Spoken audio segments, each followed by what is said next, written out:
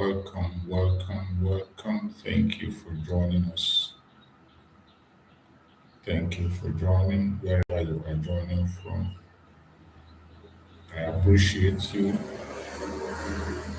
Thank you for being part of the program. Like and share as you join us on this very morning section. Try and join us so that you can be part of this very program this morning. It is important. We are not going to take much of your time. We are going to hit it fast and as quick as we can to make sure we preach the gospel as we always do. Go ahead, like and share to other platforms, share to family and friends, share to those who are close to you.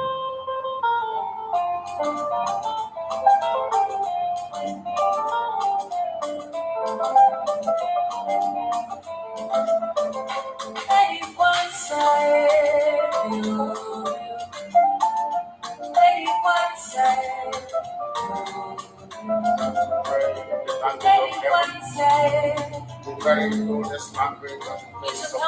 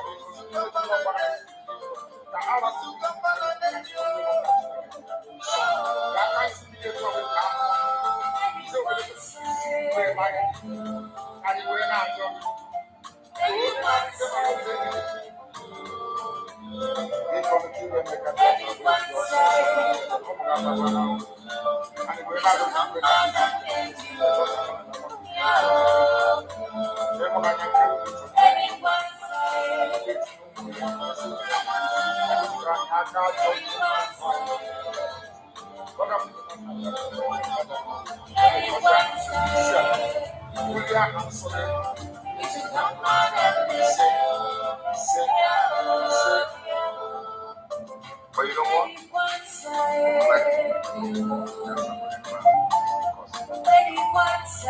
No, I am the solution, and the only way they can get to you is by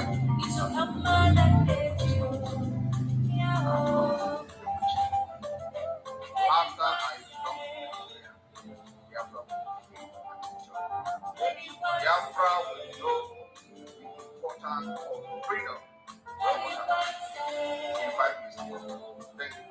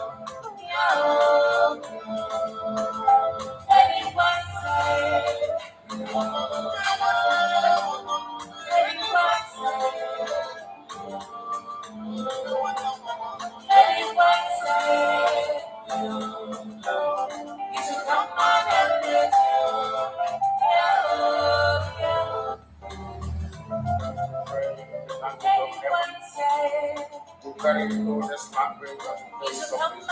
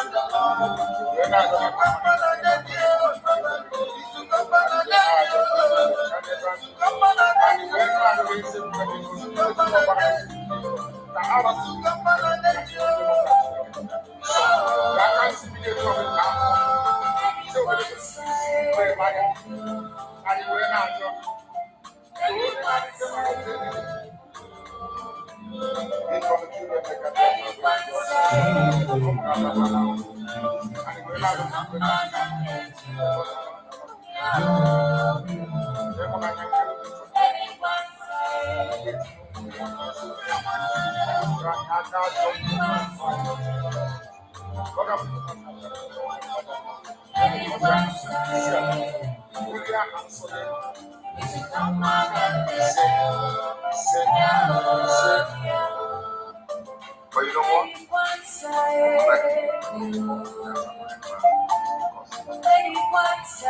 No, I am the solution, and the only way they can get to you is by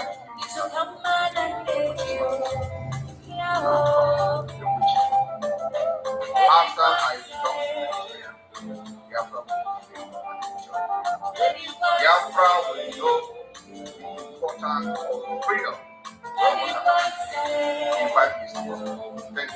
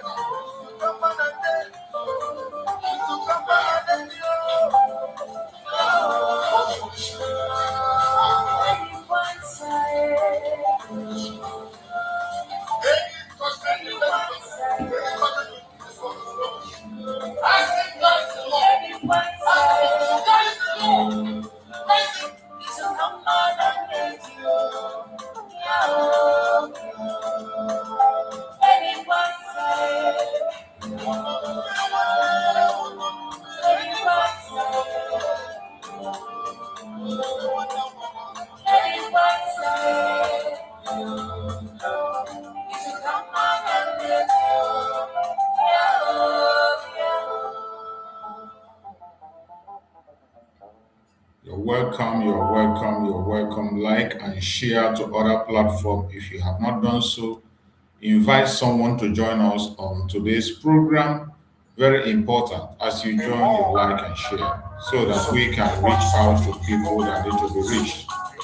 your life, the more your daughters bring adopted, the more your sons will slaughter the soul.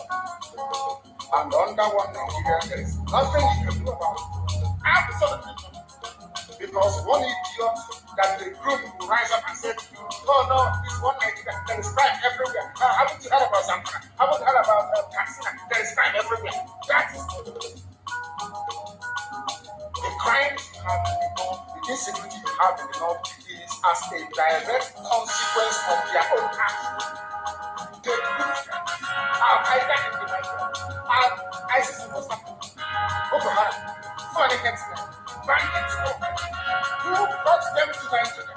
It's foreign. Foreign brought them to Nigeria. Everybody brought them here.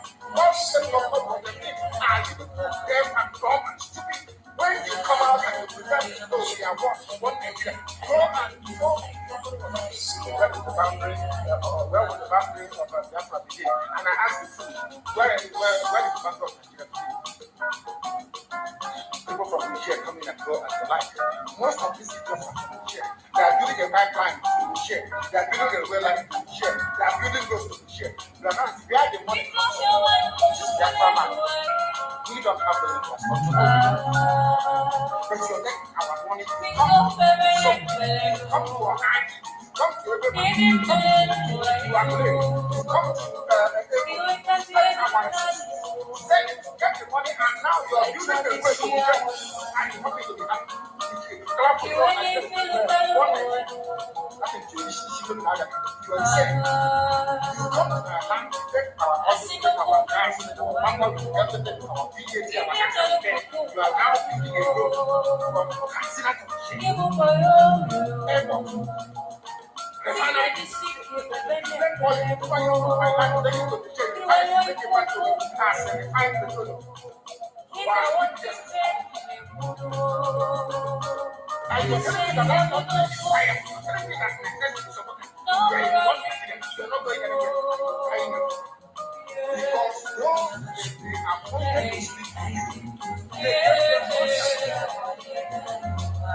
So that they will come wages of newspaper, shift the wall, bring the pressure of the families.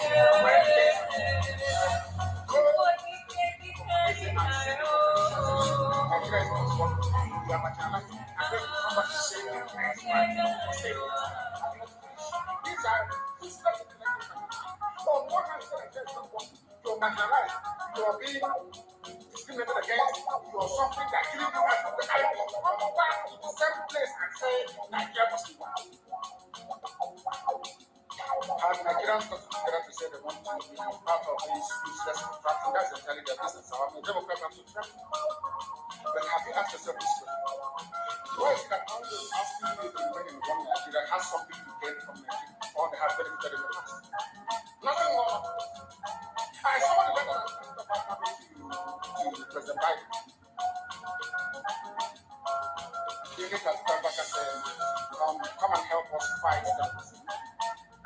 In order to ensure that there will be regional stabilization, that is the game plan at the U.S. State Department of Government from September. They keep putting out these lies. Once Nigeria breaks up, there will be destabilization mentality and understand African history. Most of these people are not people. When I say they say I'm insulting them, no, I'm not insulting them. Most of them. In Africa, we are tribal people in Africa. In Africa, we are tribal creatures in Africa. We always go back to our village where our people called our Lord. That's how we come. That is why every Christmas, Easter, New Year festival, or August meeting, you see us migrating back to where we come from. And I keep saying this thing to Africa, they don't understand it. They don't understand it. Everywhere in Africa, during Christmas, if you like be in South Africa, if you like, let it be in Kenya, if you let it be in Rwanda, everybody from the capital goes to the village. If you go to Accra, the capital. And I'm going to pray the prayer of David from the book of Psalm, chapter 7. And I will pray in English because a lot of people are listening all over the world. I mean, a lot, millions are listening all over the world. And I want them to follow our proceedings this very evening. Very, very critical, very, very important that we do so. Oh Lord, my God, the creator of the heavens and the earth, we take refuge in you. Save and deliver us from all that pursue us. Because if you look away from us, they will tear us apart like a lion and rip us to pieces with no one to rescue us. Because the world is against Biafra for no reason. We are hated, we are despised for no discernible reason. Only thee, O Lord God Almighty in heaven, is our Savior, not man. You must come to our rescue. Because you are our Lord and you are our God. If we have done this, if I have done anything, if there is guilt on my hands, if I have repaid anybody, be it friend or an adversary, with evil, or without cause have done wrong to any man or woman, then let the Fulani Janjaweed pursue and overtake me. Let them trample down my life to the ground and make me sleep in the dust. Arise, O Elohim, Adonai El Shaddai, in your anger, rise up against the rage of the Fulani Janjaweed Caliphate and the Zoological Republic. You will rise and you will fight for your children. You will awake, O Heavenly Father, Lord God Almighty, the creator of the heavens and the earth, the owner of the universe, for you must decree justice. Let your children and all men and of goodwill gather around you while you sit on top of your throne in the highest of the heavens, the habitation that only thee can ever occupy. Only you, O Heavenly Father, will judge the people.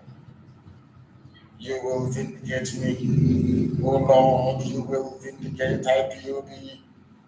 You will vindicate your children of Biafra according to our righteousness, according to our integrity. O Most High, bring an end to the violence of the wicked. Bring an end to Fulani Janjaweed violence in our land. Bring an end to their abductions.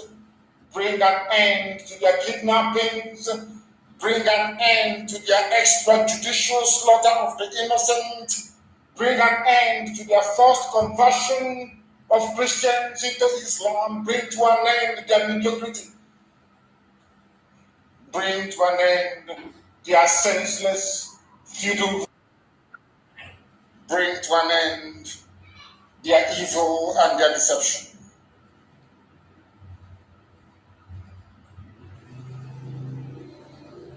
Come and secure the righteous, because only you, O God Almighty in heaven, can see in the dark. Only you know the hearts of men. You are our shield. We have nobody. Between 67 and 1970, the whole world stand up and fought against your children. We did not steal anything from anybody. We did not go after anybody's possession or inheritance. We were on our own in the land that you gave to our ancestors. They conspired, they connived, they colluded to kill us. Over 5 million people. We are dead at the end of it. You are our shield. We do not trust in any man or in any state. We trust only in thee. Because you are God and you always save the upright at heart. Anybody whose heart is clean, oh Heavenly Father, to those you do not abandon to their enemies. That is why you cannot abandon IPOB. That is why Biafra can never be abandoned. Because your words are yea and amen. You are God, you're not human. Facebook may have been bought over by Nigeria, and we pray that Twitter will not succumb to their threats and their violence. You are God and you are upright and a just judge. But you are also a God that displays his wrath every blessed day.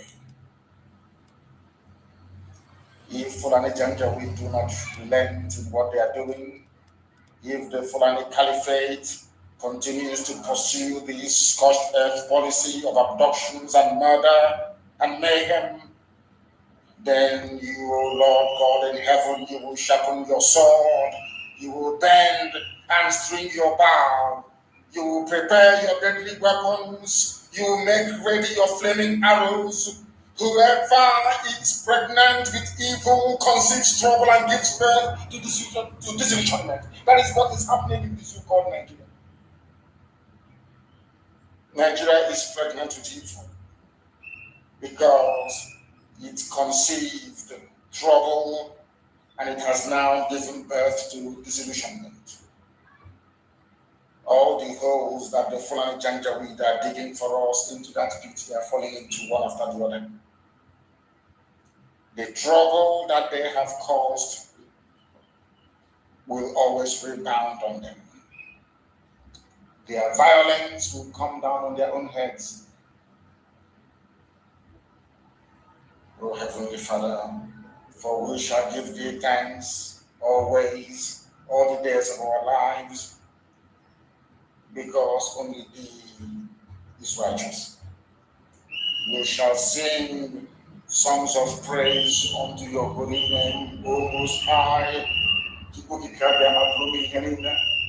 as long as there is a child on this earth of Biafran descent and heritage, O Heavenly Father, we shall worship your name and your name alone, now and forevermore, we pray. He said, that was our prayer this evening. We are now going to proceed without further hesitation to bring to you the gospel which I have been mandated by heaven to preach. Most of you who claim you own businesses everywhere in Nigeria, for that reason, you want everybody to die. Nobody is above death. Death is going to visit everybody. Just have to pray that you live and make impact in this life.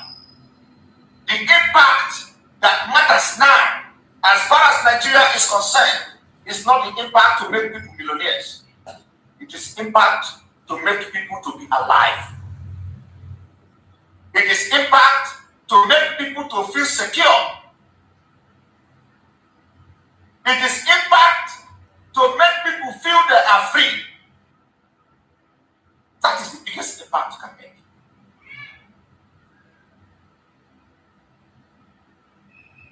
Millions are going to come. People will become millionaires when they are alive. Of what use is it? You make somebody millionaire today and tomorrow he died by gunshot from Fulani.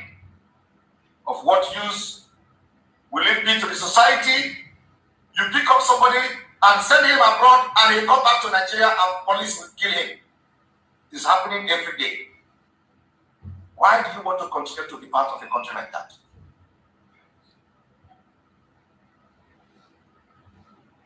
Why? Welcome.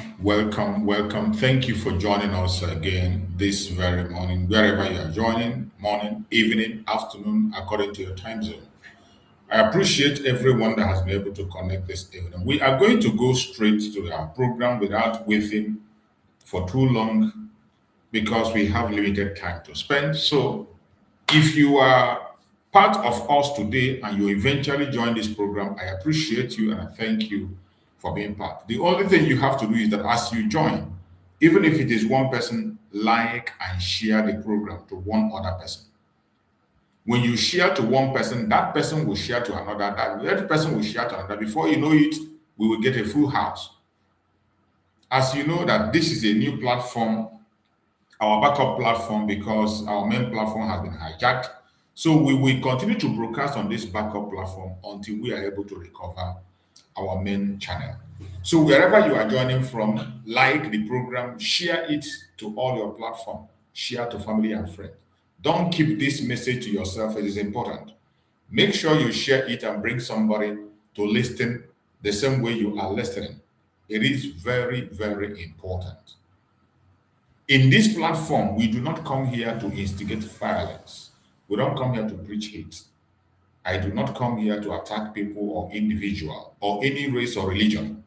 What we do strictly in this platform is to propagate the gospel of Biafra. To present Biafra as the only remedy to the failed state Nigeria. As you all know, the contraption called Nigeria is a failed state. It doesn't matter how you think about it, what you feel, or what you see. We must continue to speak the truth regardless what the enemies are saying, what they want to hear, our own duty is to speak the truth and nothing but the truth. And we will continue to speak the truth. That is why we are here. So wherever you are and you're watching this program, I urge you to like and share and invite someone on this program as we have arrived. Our program, is always an interactive section. If you have any question, put your question on the comment section. If you have any contribution, make your contribution. I will see it, and if it was reading out, I will read it out for the audience to see. Because there are so many people who are watching on other platforms. So wherever you are and you're watching, I appreciate you and thank you for coming. Today, we are discussing on a topic which says understanding tensions. Understanding tensions, perceptions, and the reality of being Igbo in Nigeria, inside Nigerian tension.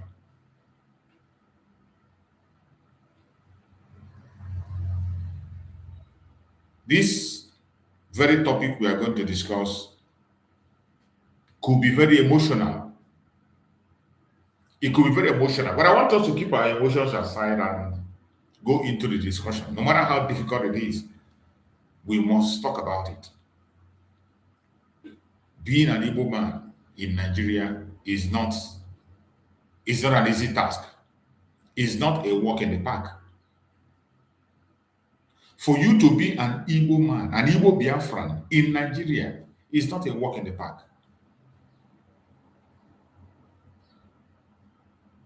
This is the truth that they can continue to deny. Today, if you are following events that is happening in Nigeria, if you are following social media, you'll be seeing a lot of things, both recently and in the past. And every single thing that is coming out points to the fact that you, as an Igbo person, you are not a Nigerian. You are not welcomed in Nigeria.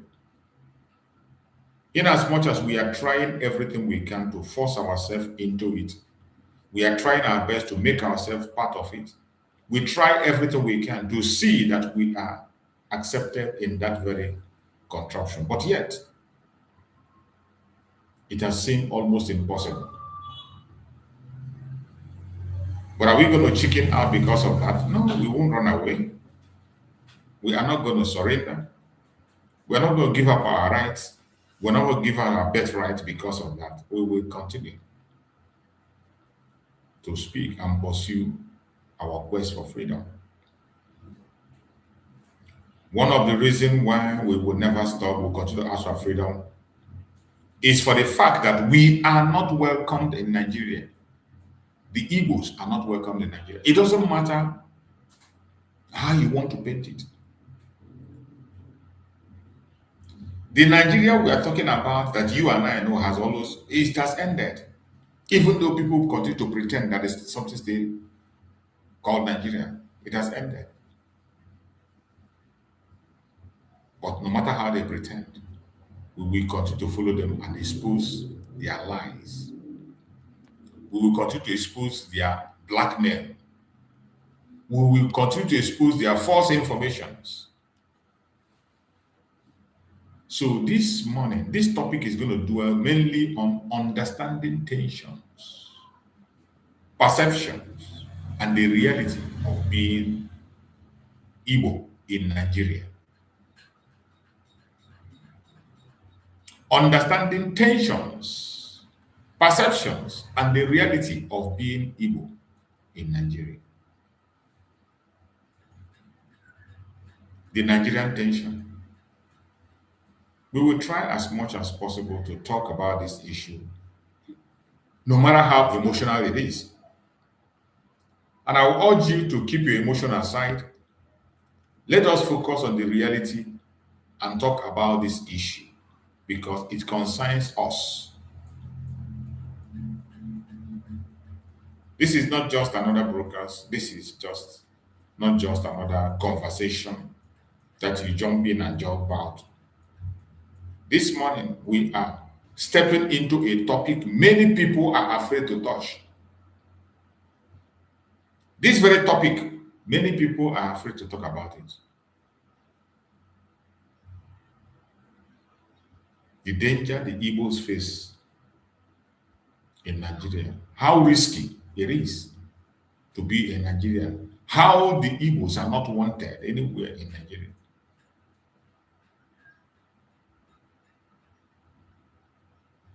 People don't want to talk about it. People are scared of speaking about it. It's almost a taboo to talk about.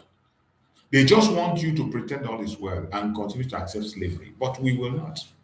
We will speak whenever we have the opportunity to speak. A topic that is emotional, a topic that is controversial, a topic that demands honesty. We are asking a simple but powerful question. Very simple and powerful question. What does it truly mean to be Igbo in Nigeria today? What does it truly mean to be Igbo in Nigeria today?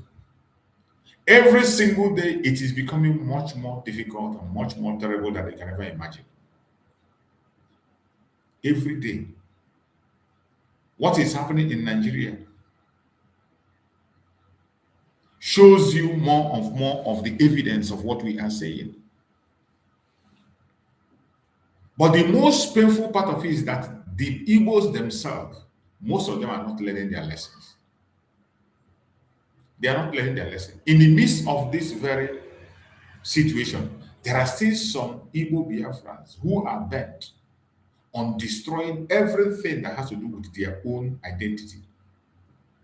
They fight against their future. They fight against their identity. They fight against their brother. They stand against everything that promotes them themselves. Because they have been meant to believe that it is only when you denounce your people that you can become relevant in Nigeria. Some other ethnic group are meant to believe that the Igbos are the problem. And the easy way for you to score a cheap popularity is for you to attack the Igbos. Once you attack the Igbos, the federal government of Nigeria will promote you and they will recognize you. And that has helped to promote the hatred against the Igbos that we have today in Nigeria. What does it take to be an Igbo in this way? What does it truly mean to be Igbo in Nigeria today? Why do tensions keep resurfacing? We need an answer. Why do tensions keep resurfacing? Why do certain narratives refuse to die? And why does it sometimes feel like history is repeating itself? Why is it so? When it comes to the issue of the Igbo person.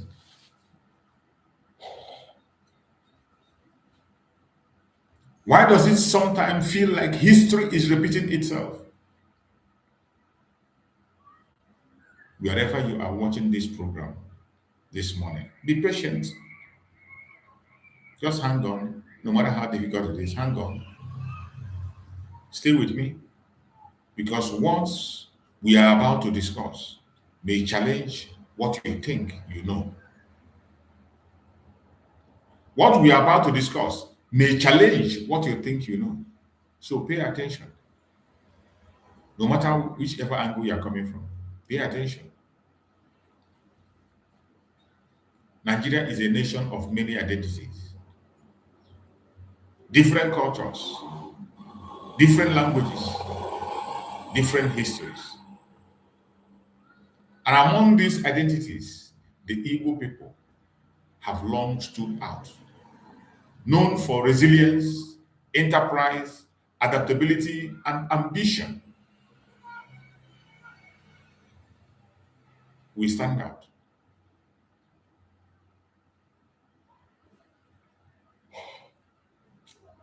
The Igbo people stand out.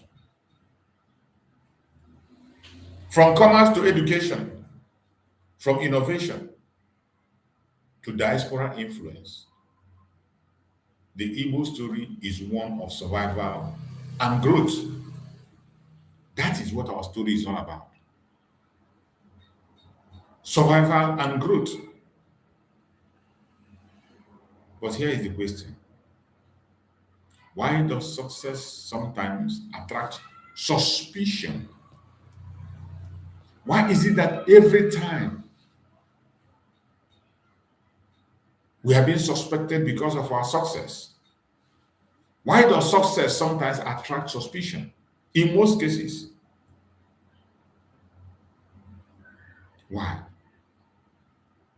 Why does ability sometimes invite resistance? Why does ability, visibility, sometimes invite resistance? Because we are people you cannot be covered. Biafra cannot be placed under the table. Biafrans cannot allow themselves to be oppressed. Biafrans cannot allow themselves to be victimized. Why does visibility sometimes invite resistance? Is it about competition? Is it about misunderstanding? Or is it about something deeper? History, politics, and perception. These questions are very important for us to answer genuinely if we must be sincere to what is happening today. If we are ready and sincere,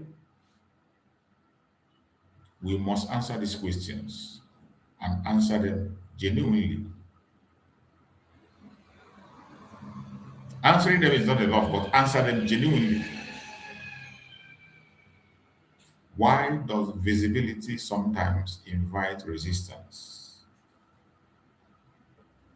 Is it about competitions? Is it about misunderstanding? Or is it about something deeper? History, politics, and perception.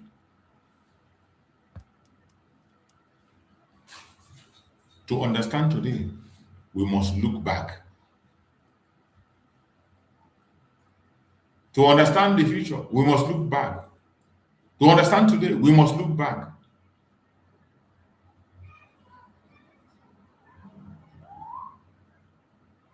History is not just the past. It is the foundation of present realities. History is not just the past. It is the foundation of present reality. The scars of past conflicts, including the Nigerian Civil War, did not simply disappear. Those scars from the Civil War cannot, have not, and will not disappear. If you think you can just wake up one day and you wish it away, it's not going to happen. They shaped narratives. They shaped trust. They shaped how different groups see each other. And here is the truth many avoid. Unresolved history often becomes silent tension. Just like in the case of Nigeria. Unresolved history often becomes silent tension.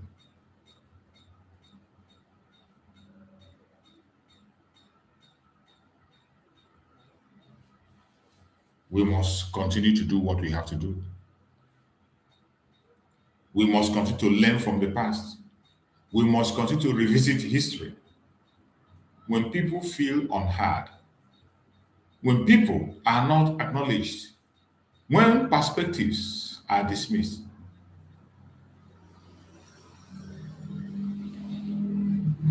you need to be careful. We need to take a bold step. We need to make sure that we are not distracted. a gap between perception and reality. When people feel unheard, when memories are not acknowledged, when perspective dismissed, it creates a gap between perception and reality.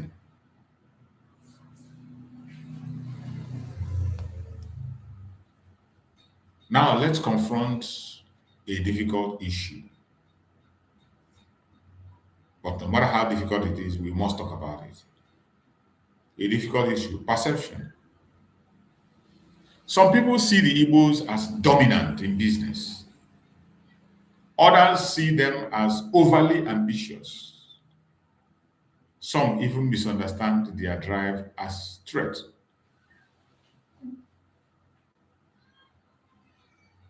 But let's pause and think critically. These are the accusations against an Igbo man. Don't forget it. Even in that, how real? Have you ever asked yourself, these accusations, are they real? How was it confirmed? Some people see Igbos as dominant in business. Others see them as overly ambitious.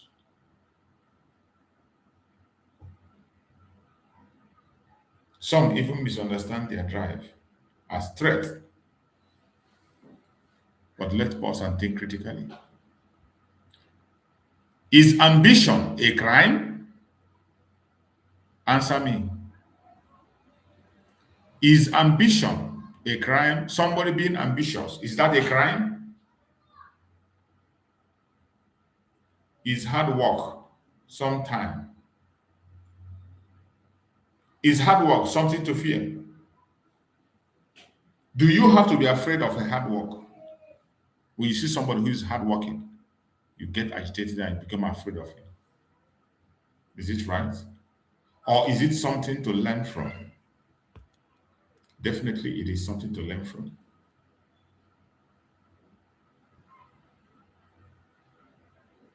At the same time, we must also acknowledge this.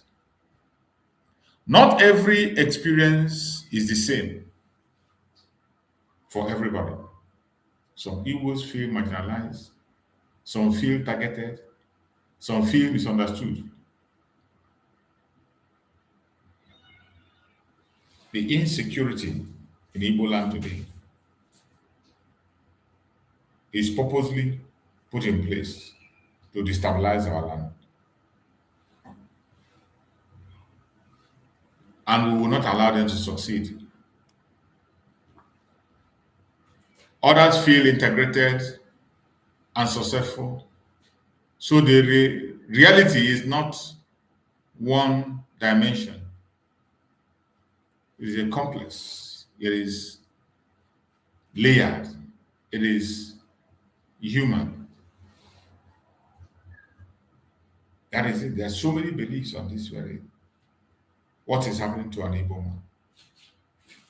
Some people don't even believe that we are being marginalized. Do you know that? There are people who don't believe that we are marginalized.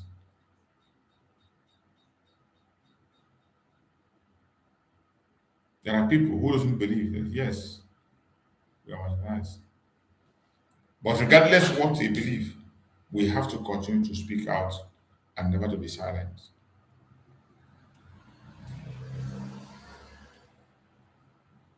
It's careless a danger environment. Not just for one group, but everyone. Division does not build a nation. Division weakens a nation. When any group feels unsafe or overwhelmed, it is not just their problem. It is a national problem.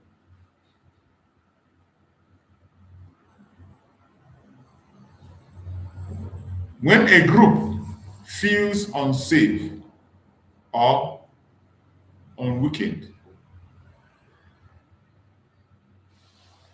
it is very important to pay attention to all this and then fix yourself into every single word you're hearing for you to get the real interpretation. when a group feels unsafe or unwelcome. It is not just their problem. It is a problem, national problem. It is a national problem. When any group feels unsafe, it is a national problem.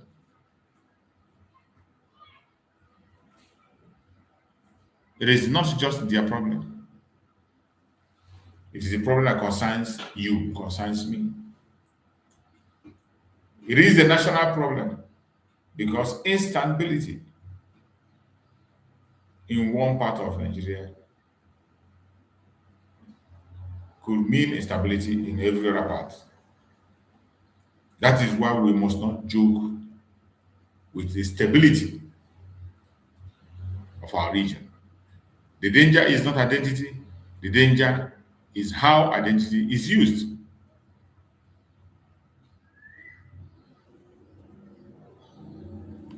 We must continue to do what we have to do and do not allow anybody to deceive you, to distract you, or to take you to a direction that you don't want to go. Chukwu Okike Abiam has favored us. Chukwu Okike has shown us a way. The least we can do is to appreciate him. We need to appreciate him by our deeds, by our actions. Wherever you are watching from, please never give up. The battle has just started. Sometimes it might look very, very difficult and almost impossible. But that is when you need to show what you are made of. That is time for us to show what we are made of. It is not time to cry, complain, be in tears. It is the time to show what we are made of. And that is why we will continue to speak in the manner that we do. We will continue to create this awareness, and we will continue to make sure that the voice of the people is heard. No matter the troubles, no matter the temptation, each time we have an opportunity, we must do what we have to do for our nation. I pray that Chukwu Okike Abiam will guide us, lead us to the path, that path of salvation, that path of truth, that path that will make us realize and know whom we are. Chukwu Okike Abiam alone will lead us to that path. And no matter what the enemies are doing, they will never stop us. They will never ever stop us. Many of our brothers and sisters have faced different kinds of challenges, not because they did anything wrong, but because of their nationality and who they are. That is why they are blackmailed.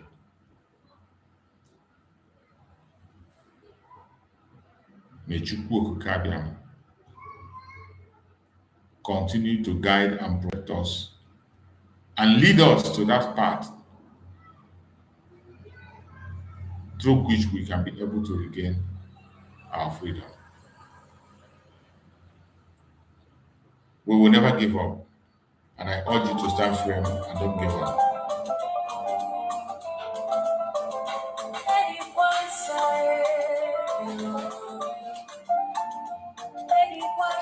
I will be back.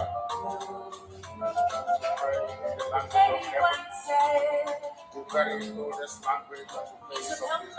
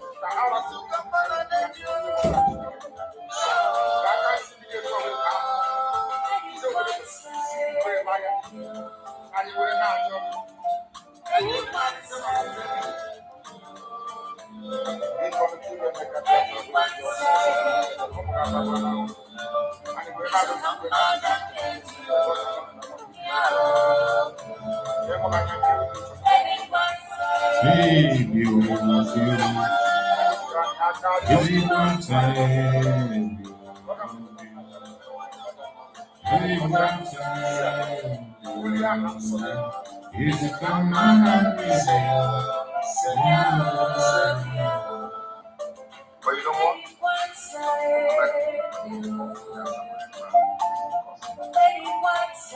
No, I am the solution, and the only way they can get to you is by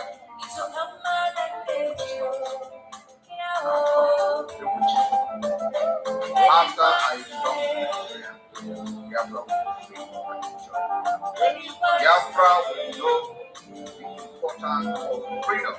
In 5 minutes. Thank you.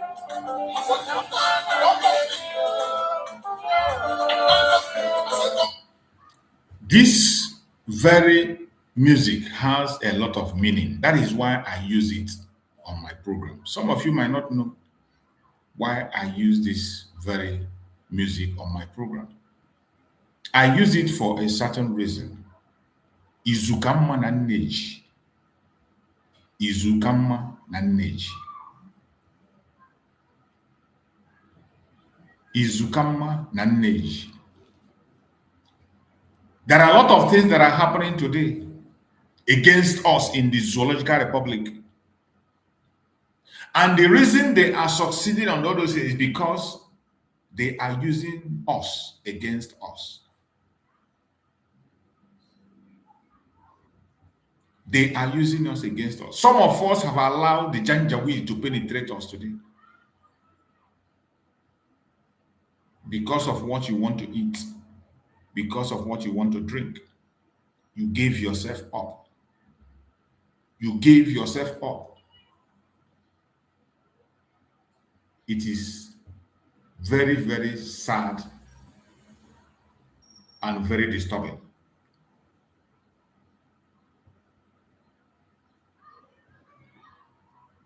And I pray that Chukwu Okike Abiama we make some of us, most of us, to realize what we are doing to ourselves. Betraying your brother or your sister will not make you a hero. Betraying your own will not make you a hero.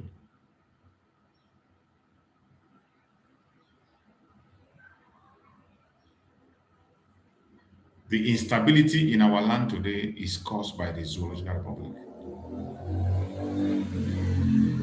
Because they see us as a threat. They don't want us united.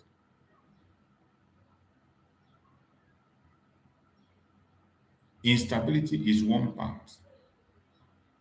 Affects the whole.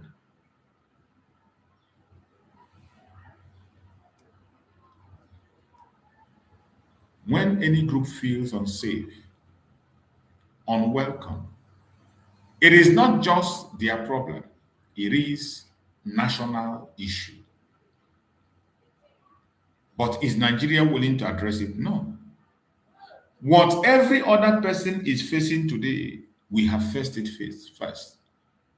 Look at what is happening in the Middle Belt today, Plateau State and Jos. Look at what is happening to Benue people. It started from us. We faced that challenge first before any other person. But most of them then believe it doesn't concern them. After all, it is not their tribe. They are living well. Nigeria is effectively using them against the Igbos. And they thought they have arrived. Today, what is happening? What is happening today? You see how lives are being wasted in the Middle Belt. You see the criminality happen right and there. What we have been crying about and speaking about is happening.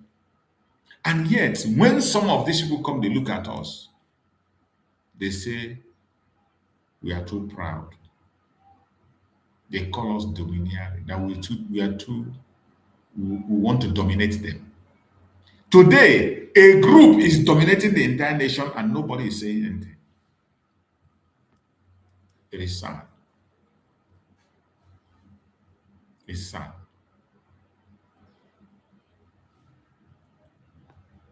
Wherever you are as a Biafran, more especially Igbo Biafran, you must wake up from your sleep.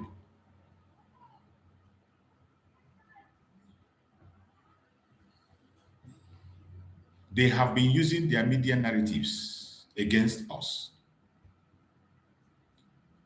They plot their evil politically against us. Izukam and Nej. We really need to come back to ourselves to act as brothers and sisters. Forget about the infighting. Forget about your envy, jealousy, pride. Forget about position you want to occupy. Let us fight this battle and win it as brothers and sisters.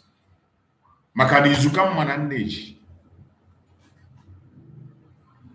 That is why I play that song every day, to remind every one of us that those outsiders you are seeing as your brothers, they are not.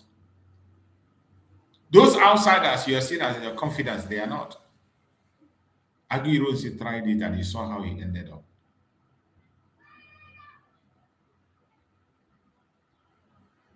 A lot of lie has been told against us.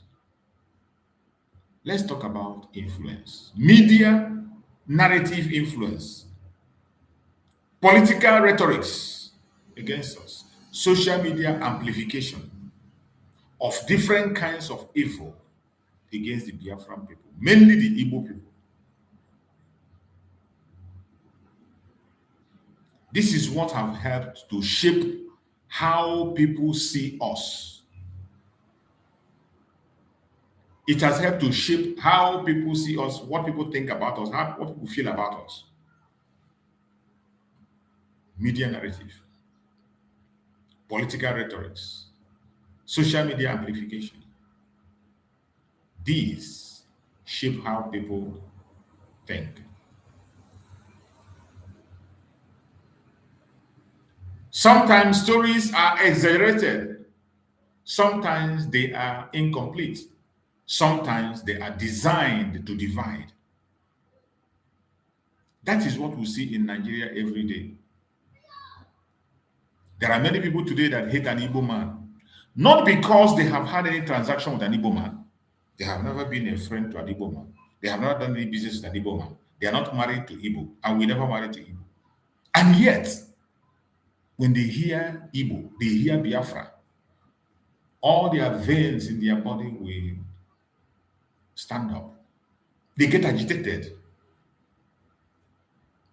Once they see your presence as an Igbo person, they are kind of a tension around them for no just cause. It is as a result of wrong information have been pushed. Manipulation and blackmail have been pushed. Social media amplifications of things that doesn't exist. These shape how people think. Stories are exaggerated. Just like when they pushed and tell that the Igbos are domineering, they to dominate.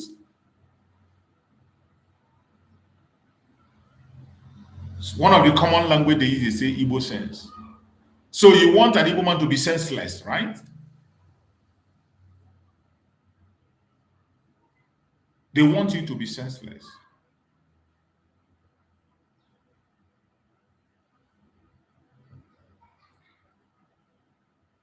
Every single information they are pushing there is designed to divide us, to make us turn against ourselves. And we are buying into the agenda of our enemy. What a shame.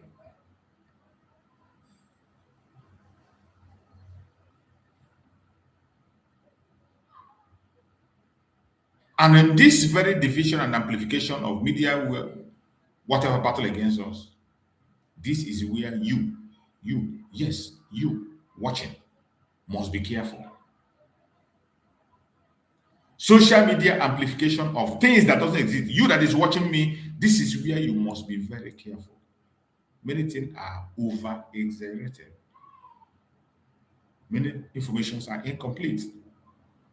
So many things you see online are designed to divide us. Not everything you hear is the full truth. And it is much more disturbing today that people, once they hear information, they run, they don't even investigate. Once they see something, they run with it. But I bet you, not everything you see or hear is the truth. Ask questions, verify information, think critically, because in today's world, perception can be manufactured. Yes, in today's world, perception can be manufactured. So let's bring it home. What does it mean to be Igbo in Nigeria today? What does it mean to be a Biafran in Nigeria today? What does it mean? I'm asking you. What does it mean to be Igbo in Nigeria today? For many, it means resilience. It means determination. It means navigating challenges while striving for success. That is what it means to be Igbo in Nigeria today.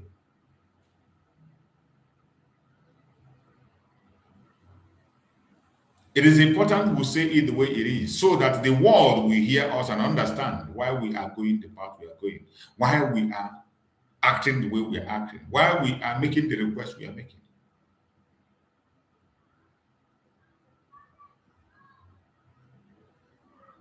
Being Igbo in Nigeria today means resilience. It means determination. It means navigating challenges while striving for success. It also means carrying identity with pride while sometimes facing misunderstanding.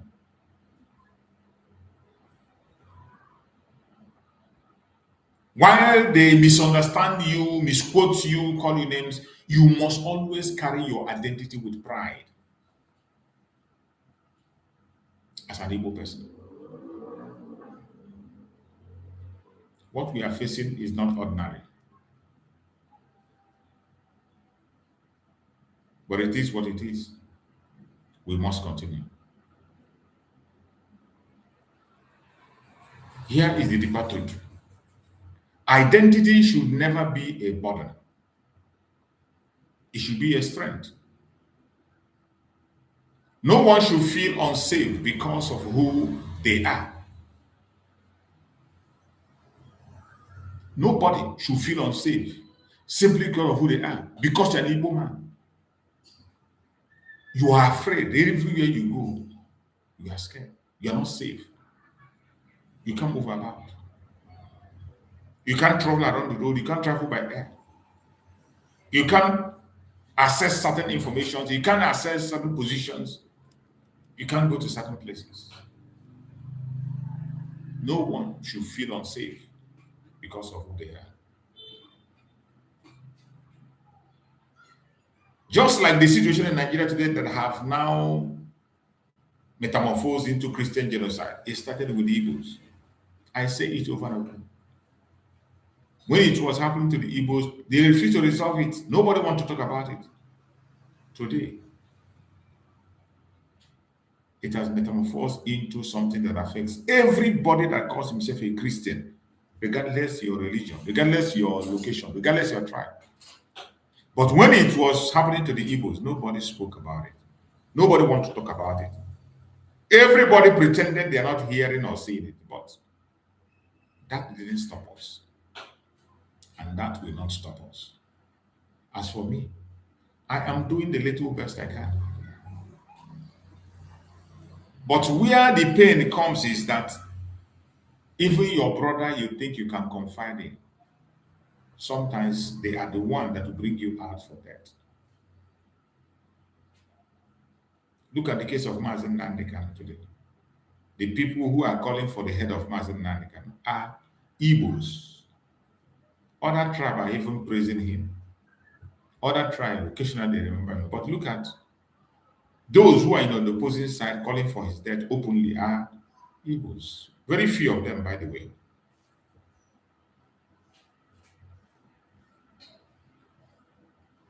Identity should never be a burden. It should be strength. But in Nigeria, being an Igbo person has become a burden. To be Igbo in Nigeria is the hardest thing you can ever think of. That is why I think when some people come and say, they say, I know how you feel. You don't know how I feel. You don't know how the Igbos feel. And you will never know. There is no way you can understand how we feel except an Igbo person. If you're not Igbo, you cannot understand what we are going through. You cannot. Just forget it. You cannot. You can show your sympathy, you can sympathize, but knowing how we feel on what we go through in Nigeria every day, you need to be Igbo for you to understand and get the experience firsthand. If you are not an Igbo person, sorry. No one should feel targeted because of their heritage. But that is what we face. We are being targeted because of our heritage. We are unsafe because of who we are. We didn't create ourselves, and we have not committed any crime. It's just out of jealousy. And that's all. This is not about blaming one group or another. This is about awareness. We need to be aware of our environments. As Igbo Biafrans, we need to be aware. And we need to take responsibility. We need to take responsibility.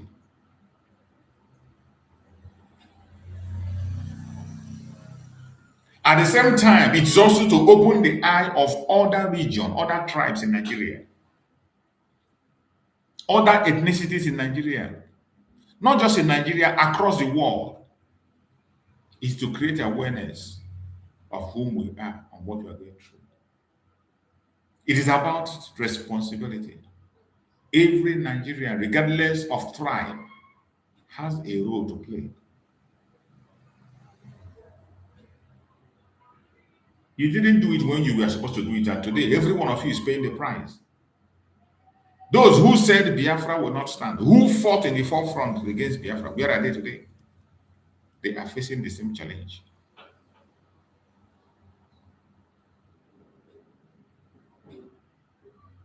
If you want to survive, you must reject stereotype. Everybody must rise up and challenge harmful narrative. This narrative that is being sponsored by the federal government of Nigeria against the Igbos must stand against this. Promote understanding instead of division, because the future depends on it. Nigeria is broken and can never ever survive. It doesn't matter how you think about it. You can continue to pretend that it is well, but the truth remains the truth. You can continue to pretend, but the truth will remain the truth. And no matter what they throw at us, we will continue to speak the truth. You cannot take away the truth from us. It is something we have signed up to.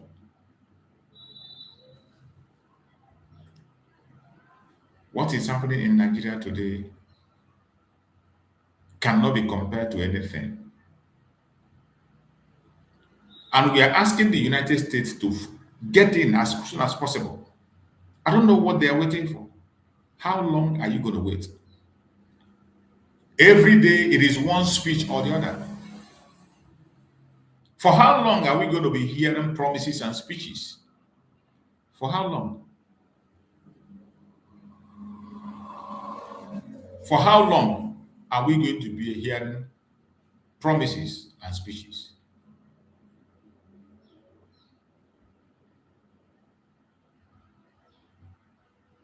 Enough is enough.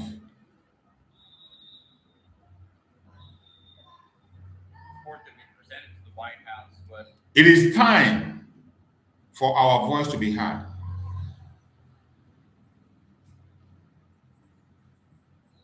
It is time.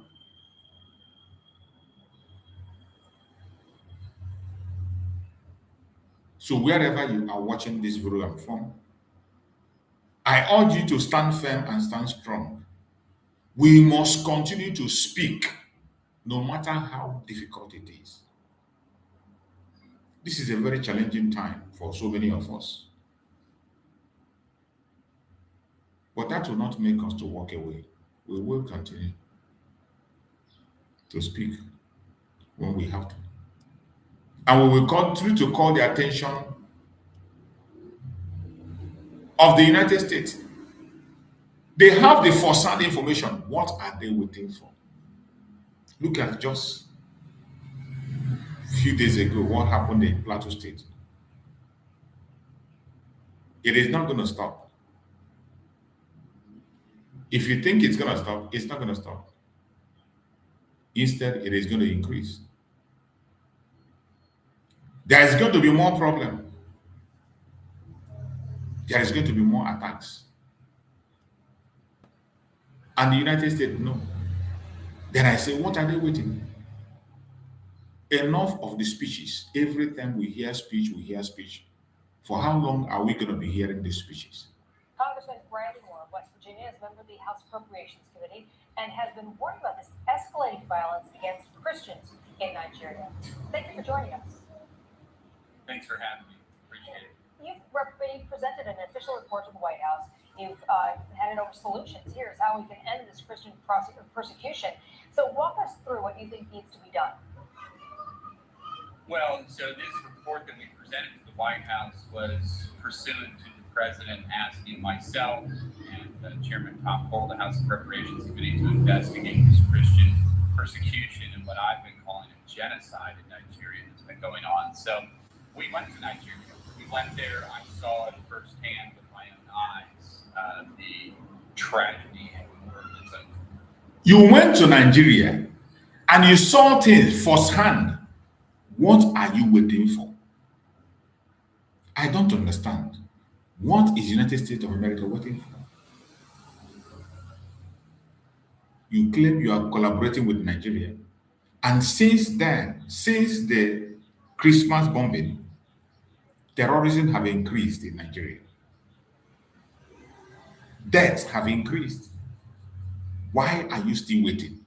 Why, for God's sake? Holding there. So, as you just reported, unfortunately, we've had 40 individuals who were killed at a Palm Sunday service, which is just tragic. And then on top of that, we had another 13 Christians killed by Islamic radical militants at a Christian wedding on Sunday. So, we have a number of suggestions in here of how the Nigerian government can work with the United States government to address this. But President Trump has been very clear on this. If they don't address this, we're going to address it for them.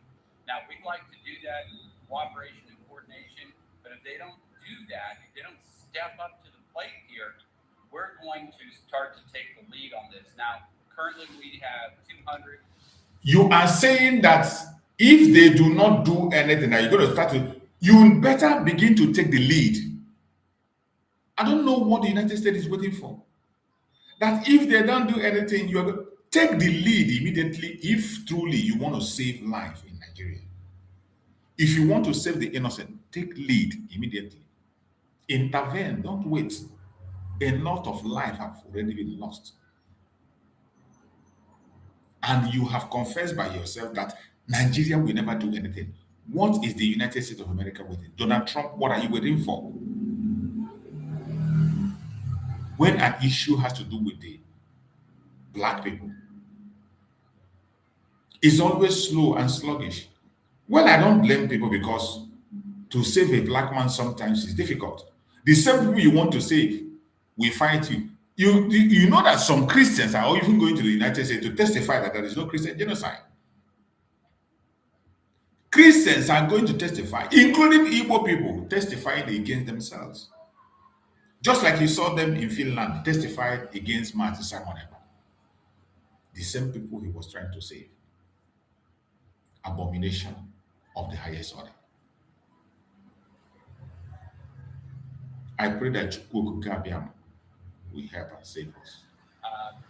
Military individuals from our armed forces there training and working with the Nigerian military to try to address their capability gaps that they have there. We have MQ-9 Reapers there currently as well.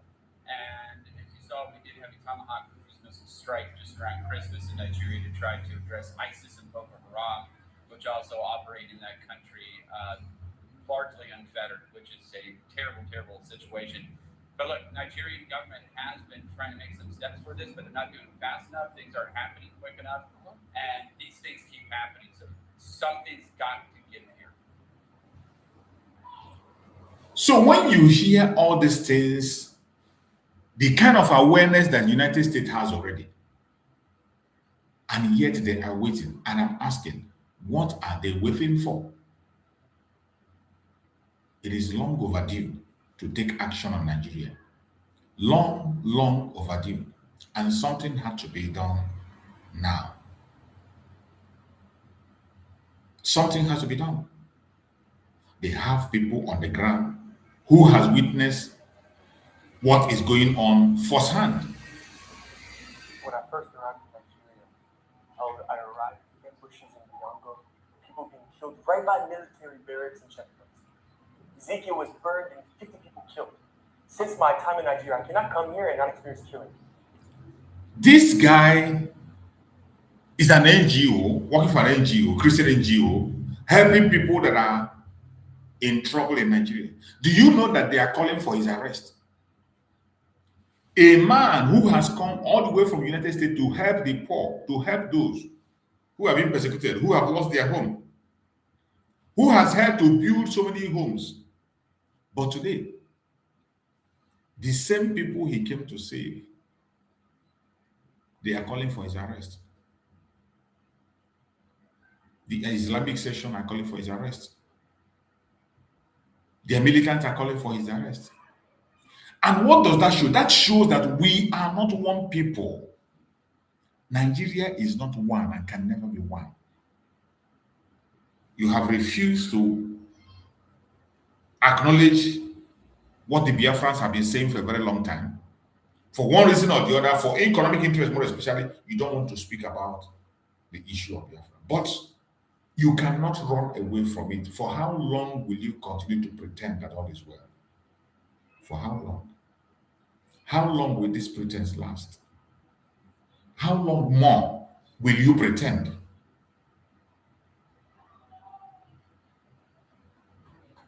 The time has come that this battle will be fought once and for all. Just watch and listen to what this man is saying. People ask, how was I so quick to go to the scene there in Jos? When people are massacred 10 minutes from your hotel, it doesn't take long to go. I could walk to the scene. And so we see killing. So you walked there, you're not afraid that you could be killed as well? I drove. But I had no fear because I knew that at that point, Christians were there. The Muslims that came in, they had killed those people that are innocent.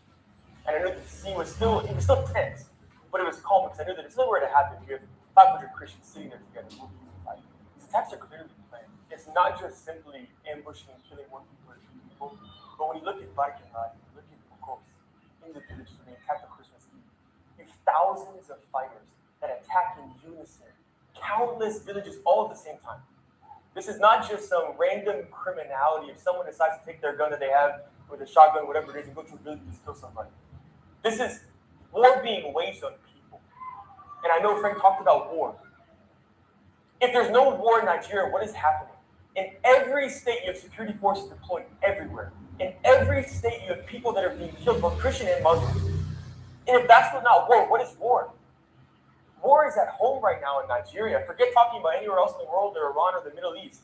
Right now, people are being massacred across Nigeria.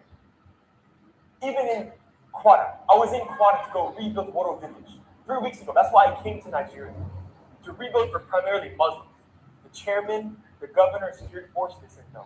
I said, it's really too risky for you right now to go. I haven't heard from them. We went there. Muslims were killed. They came in the night and they destroyed everything. They even just blew up a bomb recently in Niger, Zamfara, and all these places. We have hundreds of fighters that are coming and killing people, killing villages, burning and stealing and taking over everything. How is that not coordinated? This is a testimony from eyewitness account. And when these testimonies come, the whole world will still be listening. There is no outrage the way it should be.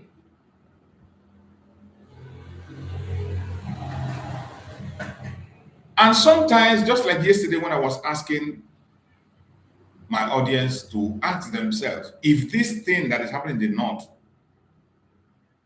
comes to Biafra land, who will defend you? You know the kind of way they see us Biafrans. You know the way they look at the Igbo people. They are looking for a way, if they can, to exterminate us.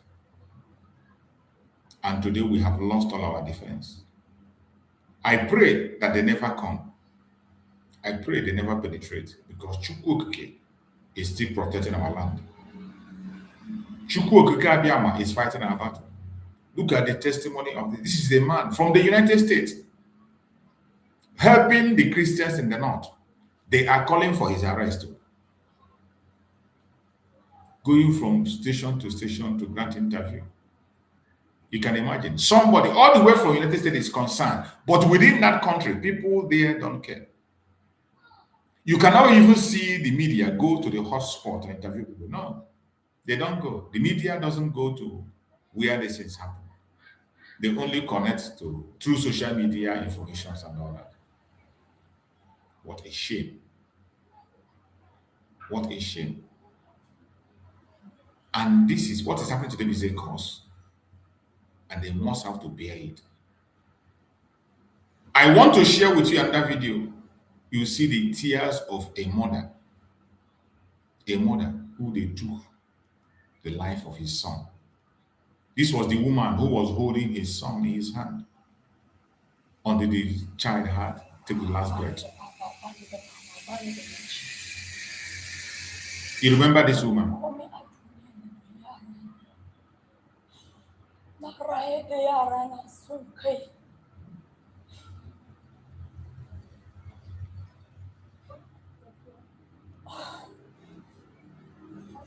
You remember the woman? Look at her there with the child.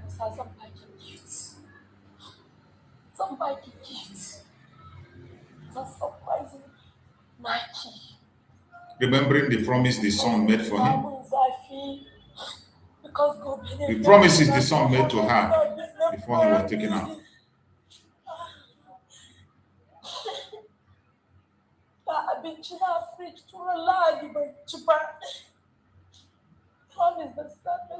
For days she has not eaten.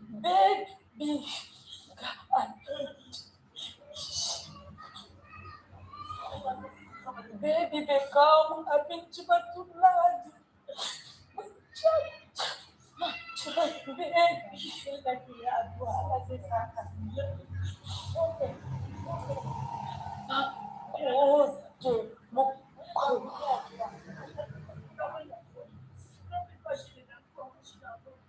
This is what it takes to be a Nigerian. A mother mourning the death of her son. Look at her son in her hand, died in her hand. Tears of a mother. This is the order of the day in Nigeria. This is what Nigeria looks like. And my fellow Biafrans, are we going to wait for our mothers to be crying like this woman before we take action? How many other women need to cry like this before the war will come into this issue? How many other women you want to share tears before you come into this matter? This is heartbreaking. In this planet Earth, everybody's wish is that their children will bury them, not them burying their children. It's a taboo for a mother to bury or a father to bury their children. Their children were meant to bury them. But this woman held the child in his hand as Fulani terrorists took his life. He died in her hand. At a point in time, people were even carrying rumor that she died. She couldn't hold it. Look at her saying she has not eaten since last Sunday. And they're going to bury that child tomorrow, being the birthday of the mother. Heartbreaking. This is what you see in the Zoological Republic every day. And it's not going to stop today. It's not going to stop anytime soon. Except something is done. But before then, we, the Biafran people, must seek for a way to protect ourselves. Nobody's going to protect you. Nobody's going to defend you. It is God that will do it.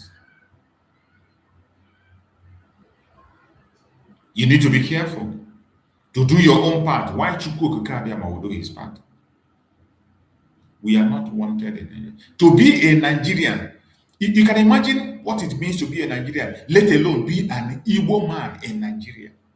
To be a Nigerian alone is a problem of its own. To be a Nigerian is a heavy problem of its own, let alone being an Igbo person in Nigeria. Now you understand what I mean.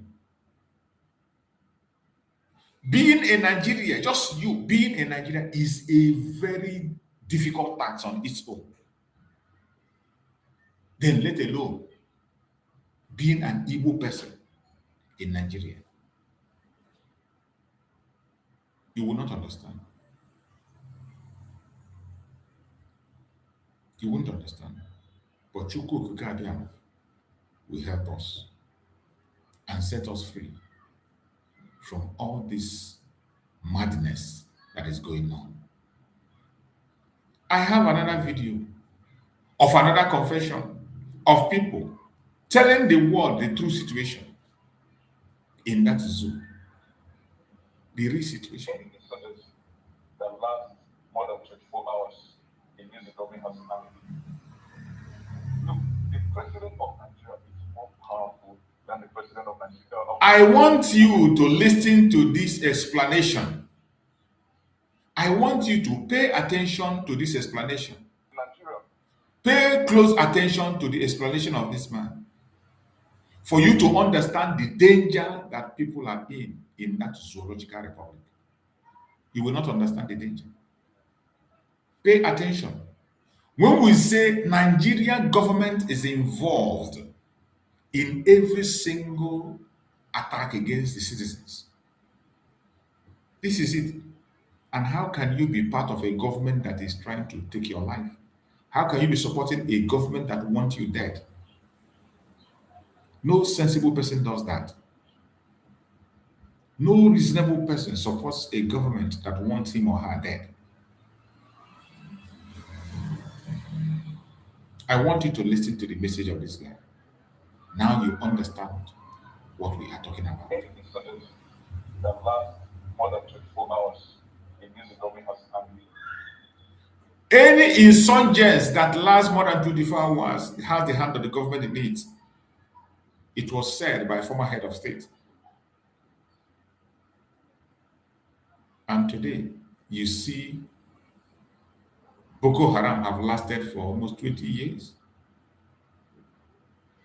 Fulani terrorists are rampaging everywhere, non-stop. They baptize them bandits and they are rampaging everywhere. Instead of even fighting them, they are calling them their brothers and sisters. Sorry. It is a shame. Hear him. Look, the president of Nigeria is more powerful than the president of Nigeria of the United States, and then explain this country. In Nigeria, the president can do whatsoever. Unlike in the US, the president in Nigeria virtually controls the National Assembly. He controls the judiciary. I'm so sorry to say I'm a lawyer, but I'm saying an honest truth. He controls the judiciary. He controls every amount of he controls all these state governments. But he cannot control terrorists. In a federal system like the United States, for instance. But the president of Nigeria controls the government. He controls the entirety of the security architecture of Nigeria. If the president wants this problem to be solved within a week, that problem will be solved. Because the people engineering this, financing and enabling this insecurity are people in the government. A lot of them are involved in the government. And you could easily decode this from their utterances and from their actions. The same people who are calling these terrorists, criminals, our brothers, and enablers. The same people who are describing them as political sons are the people. The same people in government who are asking for re-equalization and reintegration of terrorists of Islam and enablers. So let's tell ourselves the government has failed completely in this regard. Section 14 sub 2, paragraph B of the 1999 Constitution as amended says the security and welfare of the people is the primary purpose of government. It is not about the scale of the weight or height of federal allocation to the state or how much is in our foreign reserves. It is how many lives we are protected. Today, Nigeria is not at war, but we are losing people more than countries that are at war. In 2026, Israel, the United States, and Iran are fighting war. But do you know that the totality of the casualties recorded in Israel, in Iran, and the few Americans that died in their base in the Middle East are not up to half the Nigerians that were killed this year. Did you hear that? That is the zoological republic for you. And these are informations that are in the public. This guy is in the United States, always speaking and bringing issues. But I don't know what Donald Trump is waiting. Just like he said, Nigerian president is the strongest president in the whole world. He controls everything in Nigeria. Controls everything except the terrorists that he refused to control. It's not even that he refused. He controls including the terrorists. He directs them who to kill and who to make alive. Nigerian president. So I don't accept that. When they say he's the most powerful president in the world, he is. A president that controls, including ISWAP, control the Fulani herdsmen, control Boko Haram. He is the one in charge everywhere, right, left, and center. And that is why the terrorism will never stop, because it is their business, it's their company. Terrorism is part of the project of Nigeria to keep it doing what the West wanted to do.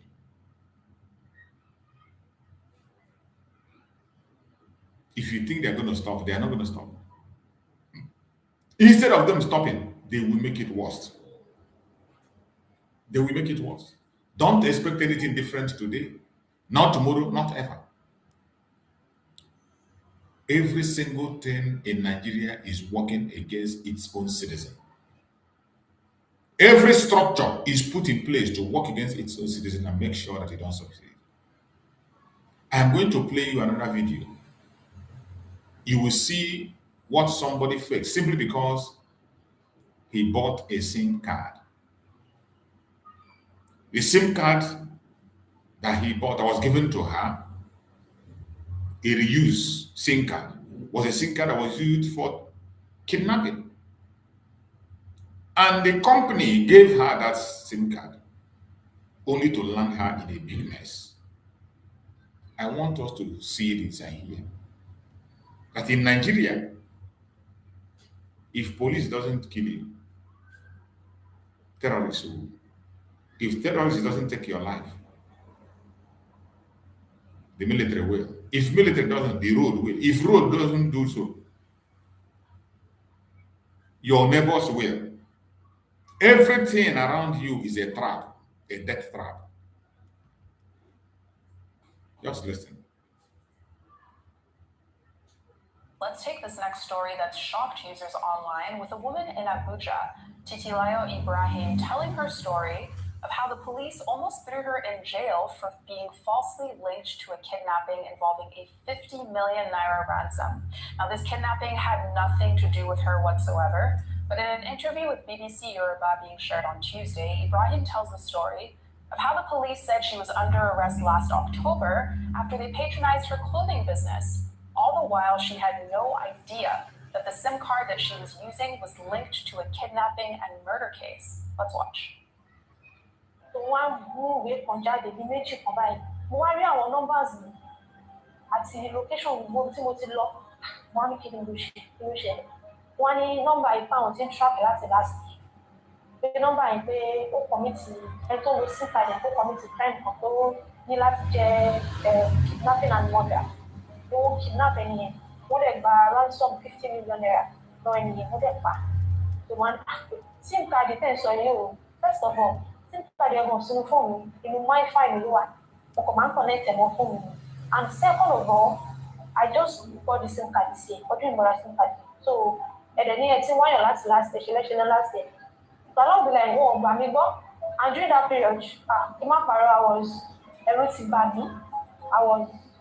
I was crying inside. I was praying. Mo kàn bí Ọlọ́run jọ. Mo mọ̀ pé there are so many innocent people in the prison.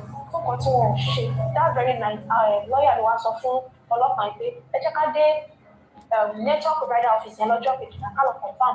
Ìgbà tá a dé network provider office yẹn, wọ́n á bèrè NIN pẹ̀lú phone number yẹn. Fún wọn. A few minutes later, wọ́n á reflect lórí system of pé mo ra SIM card yẹn, mo register mo purchase ẹni on the 15th of April 2025.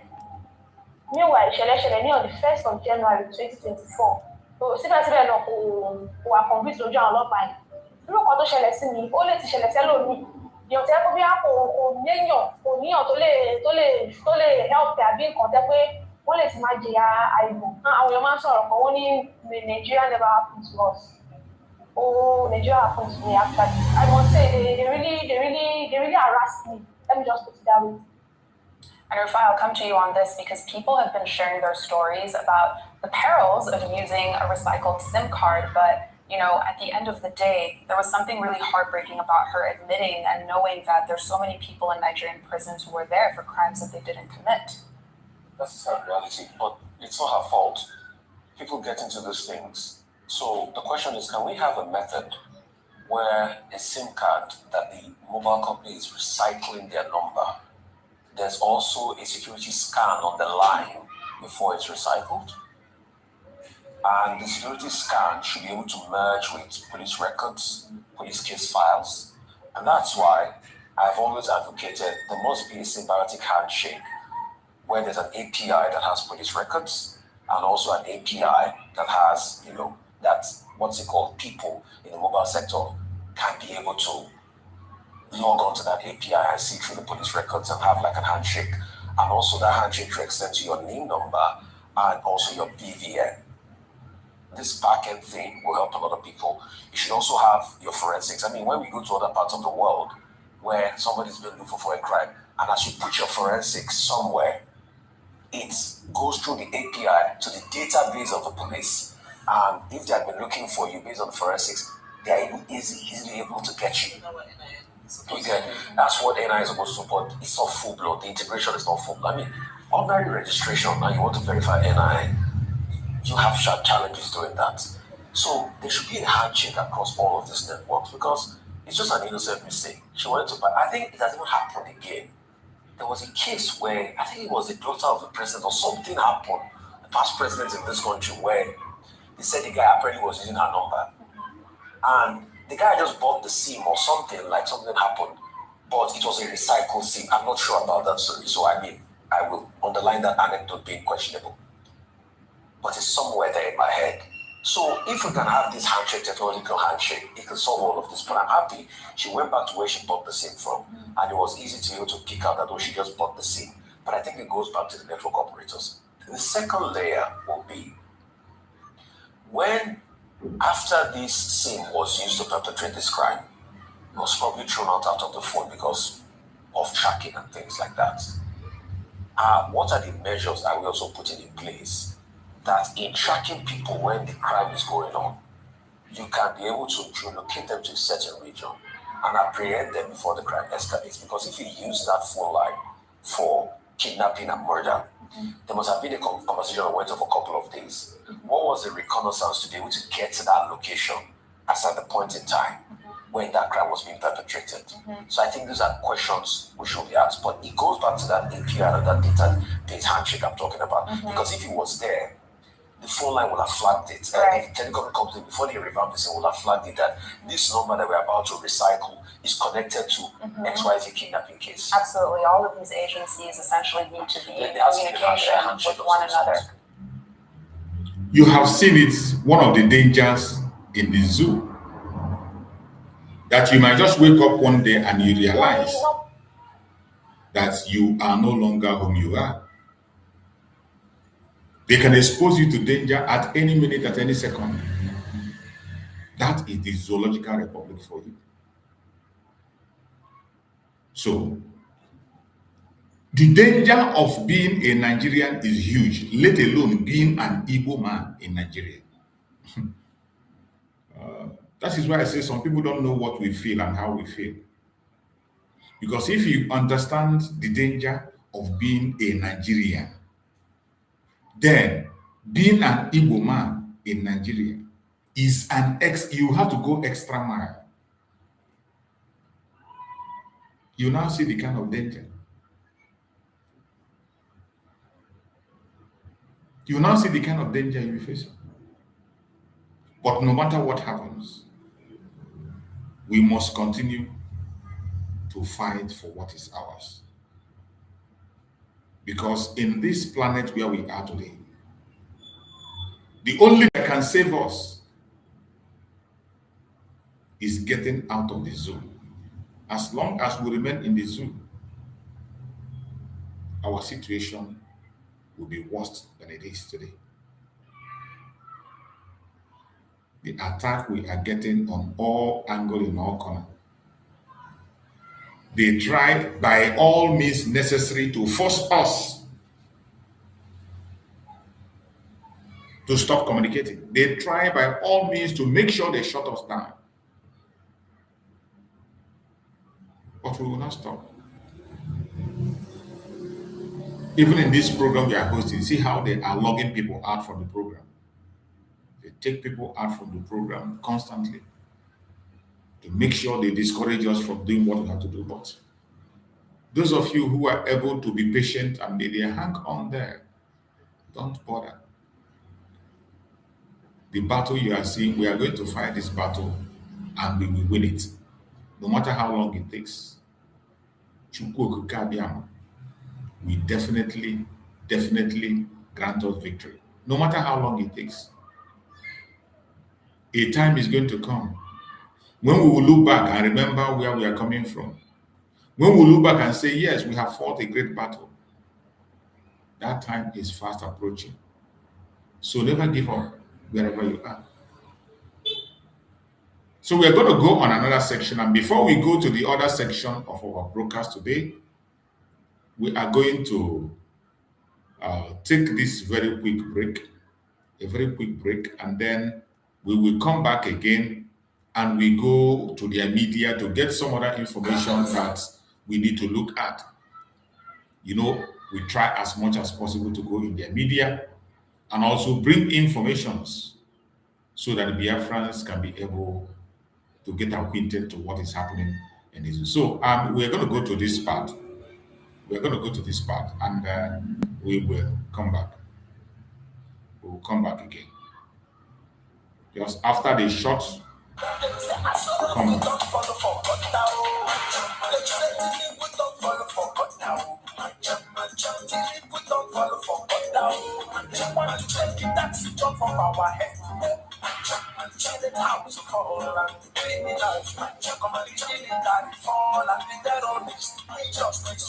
instruction for get law for inside God. China rule republic and government. Abuja Kamala be don't fall for cut down. Even GFCC put leg for shit. Them say shit no me don't fall for cut down. Cause children don't come to my chapel. They go watching Boko boys, watching terror as government knows I've been waiting for kidnapping to stop. I make it don't fall for cut down. Just let the Nigerians see one die for suffer.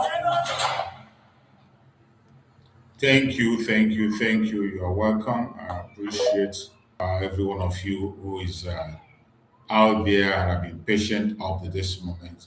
Tiny, sorry, I'm not using the link for coming in today. I am broadcasting directly from YouTube, so I'm not using my link today. There's no link to join today, so I'm just broadcasting. There is no link to join. I'm sorry about that. Hopefully, maybe by tomorrow or later in the evening, in my evening program, I'm going to be having a link. In the morning program, I decided not to put a link on the morning program. I broadcast directly from YouTube. So, so I'm broadcasting directly from YouTube. I didn't put up a link. I didn't put up a link. So maybe towards the evening, I'm going to have a link to join.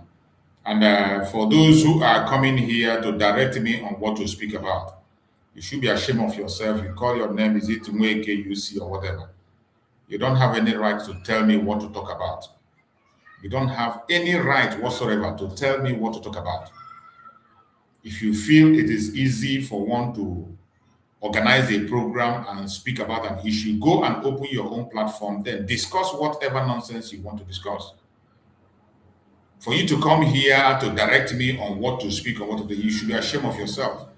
And these are the kind of idiots that I talk about. When you come to a program, it is not mandatory that you must be here and listen to me. If you know you can't be able to listen, all you need to do is to get away and go to other places. There are so many platforms speaking about different topics and different issues. So many platforms discussing different kinds of topics. So if you feel that what I'm speaking about, the topic I'm discussing here is not for you, you just walk away. As simple as that.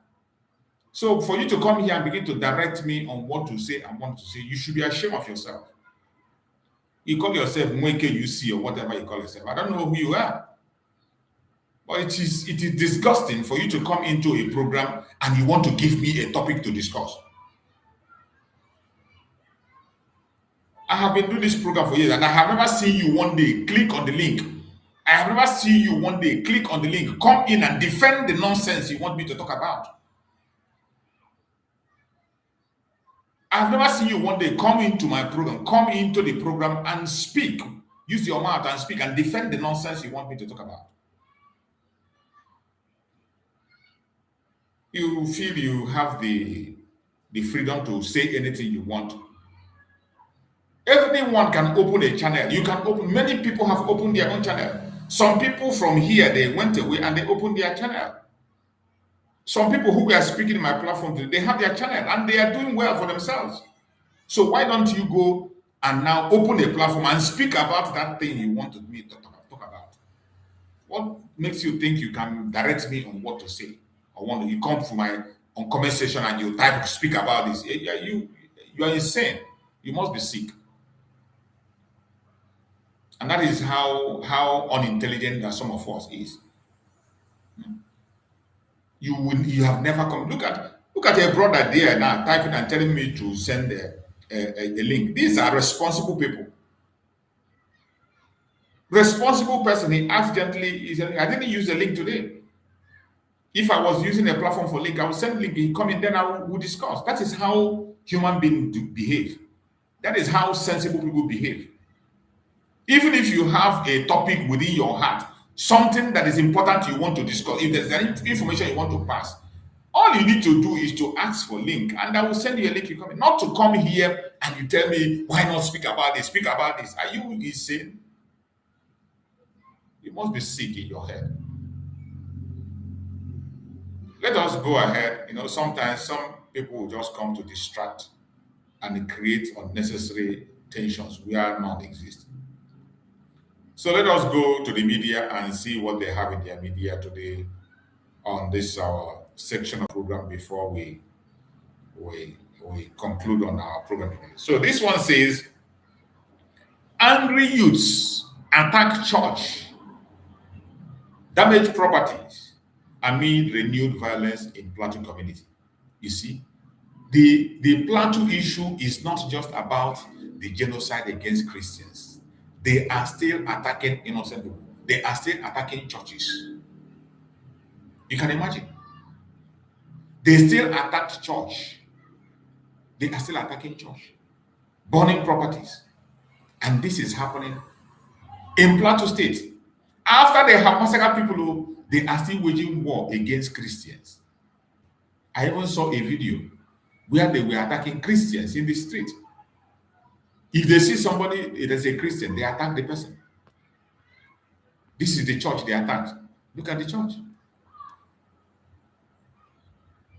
This is the church they attacked.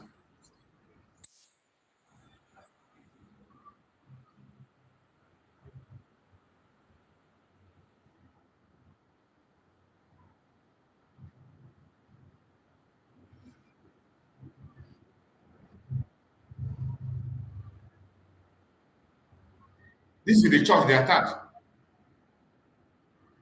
You can see. This is the church they attacked. You see? After they have taken innocent life or killed people, they still come back and they are attacking churches.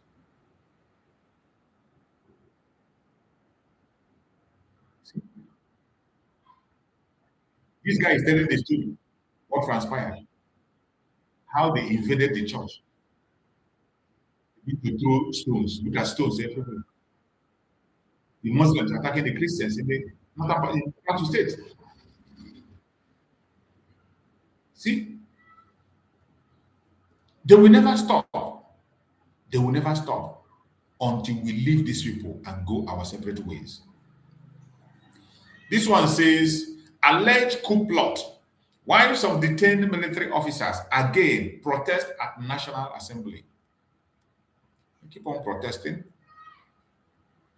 Anambra governor asked to probe Onitsha council chairman over alleged 3 billion extortion racket in market.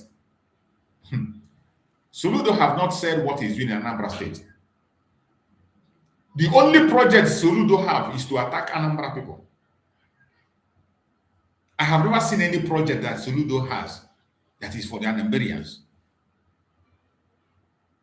He has waged war on the tradition. After waging war on tradition, he waged war on the market people. He's waging war on the citizens. There is a new law they say he put, the new law they have in Anambra State, that if you rent a house and your tenant went and commit, if you're a landlord and your tenant go and commit a crime, they will come and demolish your house. Imagine. If a tenant commits a crime, they will come and demolish the house of the landlord where he lives. Where have you seen such a law before? And people are silent. People are quiet. Do you know who's going to be victim tomorrow? Do you know who is going to be the next victim tomorrow? You don't know. It can be anybody. Look at this one. Anambra governor asked to prove Onitsha council chairman over alleged 3 billion extortion racket in market. Still chasing the market people. This man, he want to arrest them. Maybe this is people he feel that they are the people who obey the sit at home. These people he wants to rope in now. These people now he's talking about now. This market leader now he's trying to accuse of 3 billion extortion rackets. Go and verify it. At the end of the day, you find out that these are the people who supported the sit at home. And because they supported the sit at home, he has to maneuver and look for a way to rope them in. Mad people everywhere. This one says ADC group laments court adjournment. El-Rufai bail hearing with only days to party convention. With only days to party convention. ADC group lament, court adjournment of El Rufai bail hearing with only days to party convention. These people, Nigeria is not a place to be. Nigeria is not a place to be. It is we that have to decide our fate. And that is why Biafrans are fighting every night and day to get out of the zoo, because Nigeria is not meant for us. This one says, fire got Lagos airport terminal. Panic as passengers, staff evacuate. Fire. Who know the one where they hide? Because anytime a fire caught anywhere in Nigeria, there must be something they are hiding they want to destroy. That has always been the system, so it's not new. Look at this one. Nigerian general defend the radicalization program. That is why we say Nigeria will never change. They are still defending reintegrating Boko Haram into Nigerian military. They call it de-radicalization. I have never seen any part of the world where they are implementing this de-radicalization, only in Nigeria. You want to de-radicalize a terrorist. You want to de-radicalize a terrorist jihadist. How do you want to do it? How can you do it?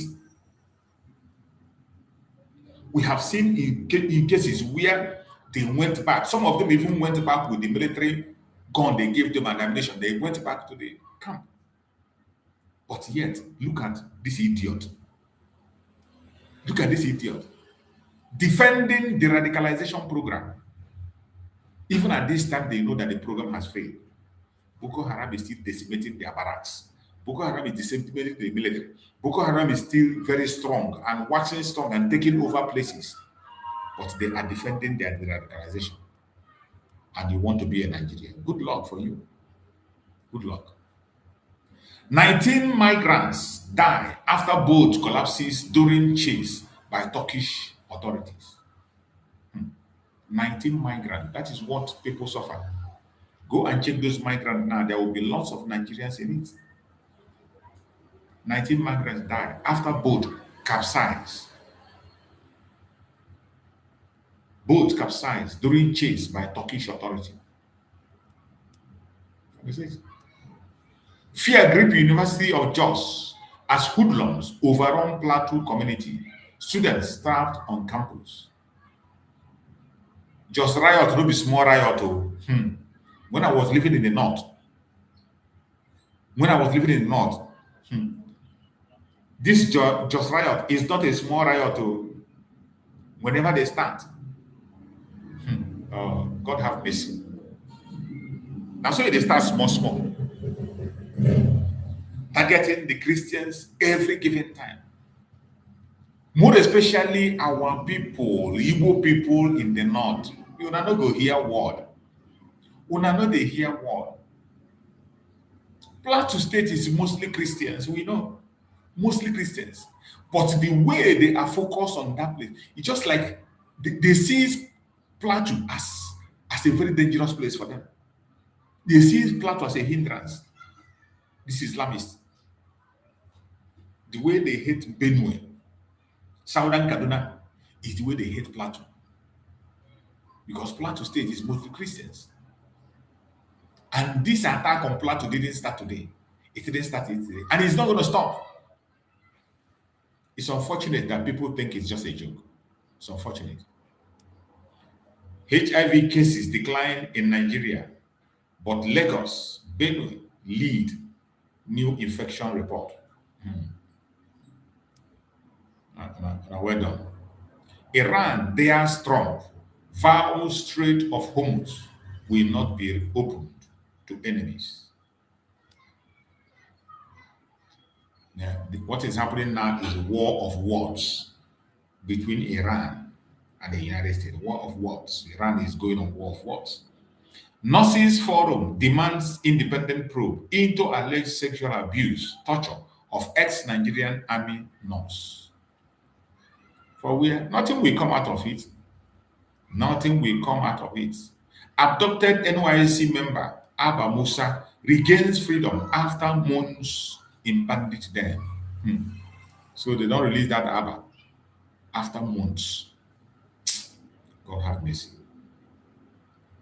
Nigeria to establish cyber security coordination council to tackle cyber threat. Nonsense. Nonsense. This government will never, these Nigerian people will never think of something that will benefit their people. Anything that will even affect the terrorists, they don't want to go into it. Misplaced priority. Mad people everywhere. 30 student teachers hospitalized after inhaling mysterious substances in Ogun school. 15-year-old dies from prescription drugs. Overdose in Delta. Police arrest teen suspects. Ex-presidential aide says U.S. missionary Alex Babe critical of Tinubu government over Christian killings. See, Mado. This is a United States citizen that is there helping their own citizens to stay safe. Instead of supporting him, they are trying to blackmail him. Some of them are calling for his arrest. Some are calling for his death. Look at this one now. Ex-presidential aide says U.S. missionary Alex Baga critical of Tinubu government over Christian killings. Why wouldn't he be critical? Is it not he the president? Tinubu has the final say. If he wants to stop the terrorism, he will stop it. But he has refused. Instead, the only thing he will tell you that his wife is a Christian. So other Christians should die. Mad people everywhere. Israel faces largest continuous Iranian assault since war began. Report. Israel faces largest continuous Iranian assault since war began. Report. Benue school expel 11 students over viral video of female student stripped during fight. Imagine. Who be this one? Is it Emefiele? Emefiele is still a carry book. Emefiele violated Nigerian Central Bank Act in Naira redesign exercise. EFCC witness tells court. Serve the zoo and come back in shame. This is the man they use, Buhari used to steal all the resources in Nigeria.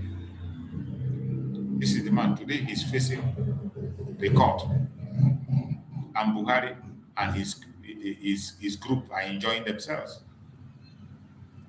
But then he was posing as the hear what? A Biafra. You go hear me. Court remand Billard at Kuje prison over activists, the very dark man's identity theft allegation. This is another issue. When we talk about some of our elites, when we talk about what an Igbo man has to go through in Nigeria, this is part of it. This issue of Billard and the very dark man. When you see the way they are treating Billard, you will understand that the reason they are treating him that way is because of an Igbo man. You can never treat a Yoruba man or an Hausa man that have attained the height of Billard the way Billard has been treated. You can never treat him that way. You can never treat a Yoruba man or an Hausa man that attained the height Billard have attained the strength with the wealth he has built, his empire he has built by himself. A Yoruba man that attained that height or an Hausa, you can never treat him the way they treat Billard. That is the price you have to pay to be an Igbo person. But some of them, all these people, they don't care about, when we talk about the Biafra issue, they don't pay attention. They don't pay attention. And this is how they force our people to betray. If Billard have joined the city boy, this thing today will not happen. If Billard have become a city boy and joined Tinubu, or a criminal as the others and support Tinubu, this thing that's happening today will not happen. But this is the way they are attacking our people and condition them, bend them to follow them. They bend you by force to follow them. This is why you see Obi Kubana and the idiots that call themselves chief priests or whatever. Those idiots that join them in that city board. It is because of this kind of persecution. And they come in different dimensions, different ways, in different dimensions. Some of you think it's because of this boy they call it's not because of this boy they call the very dark man. He is nobody. But they are using him. The government of the day is using him to play all these games they are playing. They use him. They introduce him. They are the one that are backing him up in every single thing he's doing. It's just like last time when they say an Igbo billionaire could not be able to get his money back from his brother, and the brother went and reported to very dark man. And after reporting to very dark man, that money came out. All these things are organized manipulation to condition you to do certain things, to behave in a certain way. As long as we are in Nigeria, we will be treated like second-class citizens. As long as we are in Nigeria, we will be treated like slaves. When I saw this news of the case of very dark man and B-Lord, when I saw that news, I didn't know what to say about it. I just kept silent. I was just looking. Because I knew that the plan is not just about very dark man. It is bigger than him. I have said it before now that they are using that boy to manipulate and push some different kinds of manipulation. And that is what they are doing today. If B-Lord has joined them in their criminality, they are not going to arrest him. Nobody will do anything to him. But as you can see, they want to force him and condition. This is how they bend every Igbo businessman. They bend you. Every genuine Igbo businessman, this is how they bend you. They will bend you to their direction. More especially when they see you that you are becoming a threat. You are becoming very popular. You are becoming much acceptable in the public. They will make sure they tarnish your image and damage your reputation.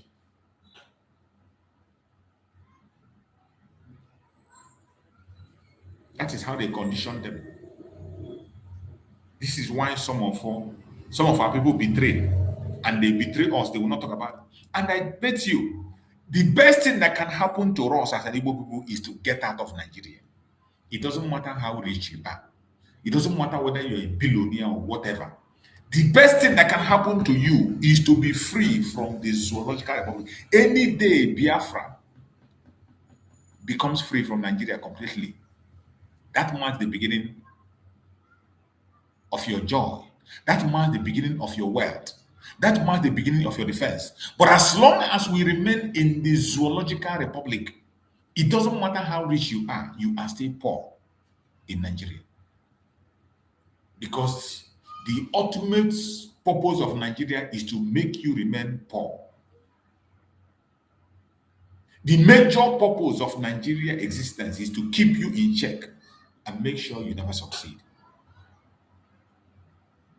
I hope that others will learn their lesson, that Biafra is the only solution. University of Jos order immediate hostel evacuation as renewed violence rock Plateau. You see, Plateau is still boiling. Plateau case is not easy. When I was living in the north, Plateau riot, sometimes it lasts for weeks. And it's always the Muslims against the Christians, more especially our Igbos. See, this is after they have attacked.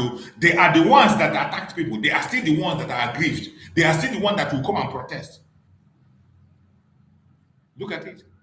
After the massacre of Plateau State, chaos has continued. University of Jos orders immediate hostel evacuation as renewed violence rock Plateau. Before you know it, now they go to hostel and begin to look for Christians. That has always been their game. EFCC arrests TikToker over alleged false claim of officers kidnap, romance scam in Kwara.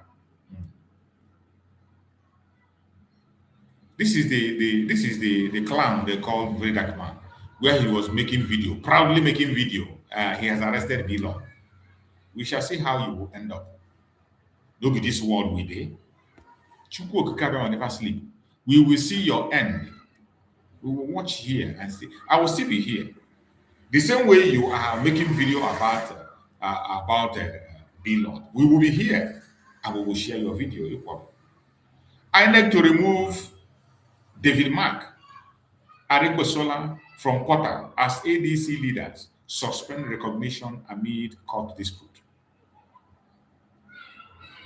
Mad people. Ruler demand IGP review of Nigeria inspectors' dismissal. IGP orders urgent dismission of bank details, nominal roles of all Nigerian poll officers. Mad people. Tinubu postponed Ogun visit, held to Jos after deadly Plateau attack. Akoko. Empty movement without any action.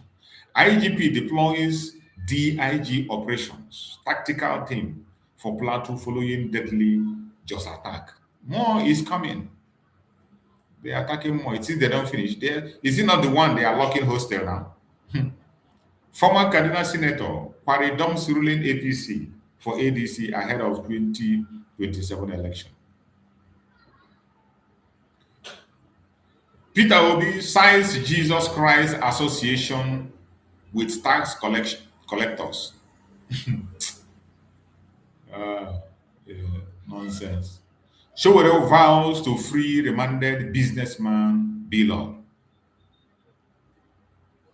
Showore vows to free remanded businessman B-Lord.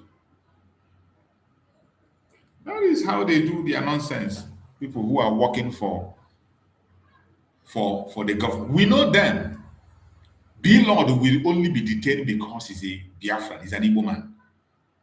That is why when we talk about being an Igbo man in Nigeria, is not a child's play.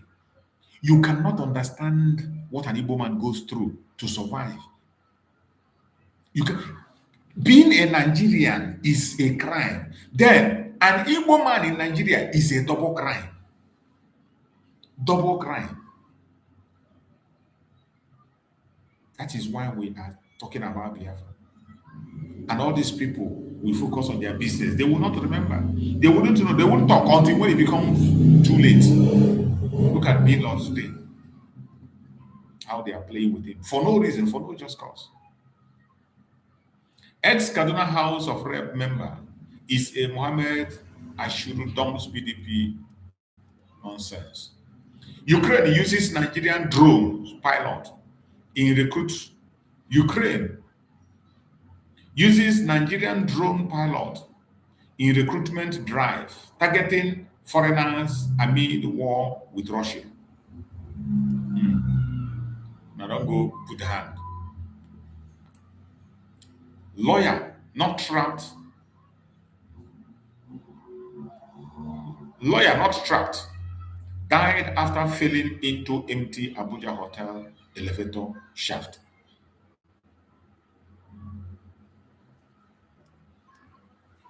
Address attack on Christians or Trump administration, we address it for you.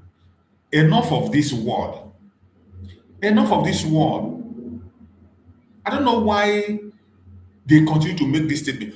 Take the action. Trubu is not going to address anything. Nigerian government is not going to address anything about the massacre of Christians. In case you don't know. How else do you want to understand this? How else do you want to understand it really more? All this word doesn't make sense. They don't care about it anymore. When you make this word, they call it an empty threat. And they don't take you serious. They don't take you serious. And they will never take you serious. Address attack on Christians or Trump administration, we address it for you. Go ahead and address it because they will never address it. Never, ever. DSS names 25 years old suspected female arm runner. Foil supply to Katsina bandit. Akoko. When they want to create distraction, they will make one movie. Before you know it, you will not see this issue again. Neither will you hear it. AAC party slammed to the over 6 billion loan, says government funding itself while Nigerians die. And today you know that one. How INEC chairman was forced to issue statement delisting ADC over threat of pre-signed resignation letter for the Nkalo. I never see anything. ADC reject INEC decision, direct colonizing David Mark led vow legal challenge. I never see anything. ICPC arraigns former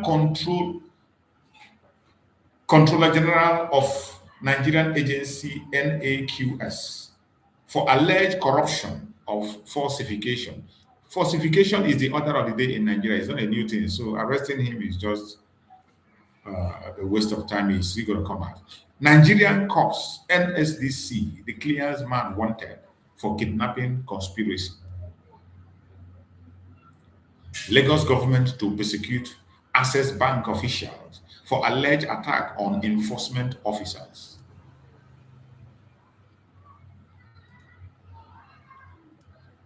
Israel will fight using last American soldier.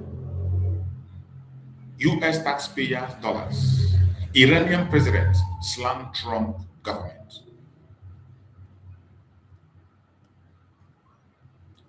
Forget Iran or Middle East. War is at home in Nigeria. US missionary narrates gruesome killing in Jos, other locations. Absolutely. Actually, I played a short video that came from him here where he narrated what is going on. And that is the true situation in Nigeria. They hide it. They don't want to talk about it. But we will continue to bring it out. NYSC chamber, Haruna Ibrahim killed in Jos, violence on passing out parade day. Oh God, imagine. They just murdered the innocent woman for no reason. For no just, that is Nigeria for you. Your life is not guaranteed as long as you are in that contraption. You can lose your life any moment, any minute, any second. Lagos government seal Access Bank branch in Victoria Island over alleged raw facial discharge in drainage. That is all we have for now. That is all we have. And we will continue to bring you more updates as they come. The contraption called Nigeria is not a place that anybody will wish to be. The contraption called Nigeria is not a place anybody could call a home. It is never a place anybody will wish to spend his or her life. And wherever you are as a Biafran, we have that duty to continue to speak, to continue to act, to continue to pay attention to what is happening in that contraption. Because our life is in our hand. Our life is in our own hand. Nobody is going to fight for you. Nobody is going to redeem you. Only you will redeem yourself. Only you will redeem yourself. Even while people are there fighting for the innocents. Blood are being spilled on a daily basis. And people goes about their business as if nothing happens. You as a Biafran, you must know that only you can save yourself. And it's only our freedom that can save us. We have no faith in the zoo. That is why we need to continue to fight for our freedom. What you are seeing here is the riot. You can see how they are attacking people in the street. This is in Plateau State.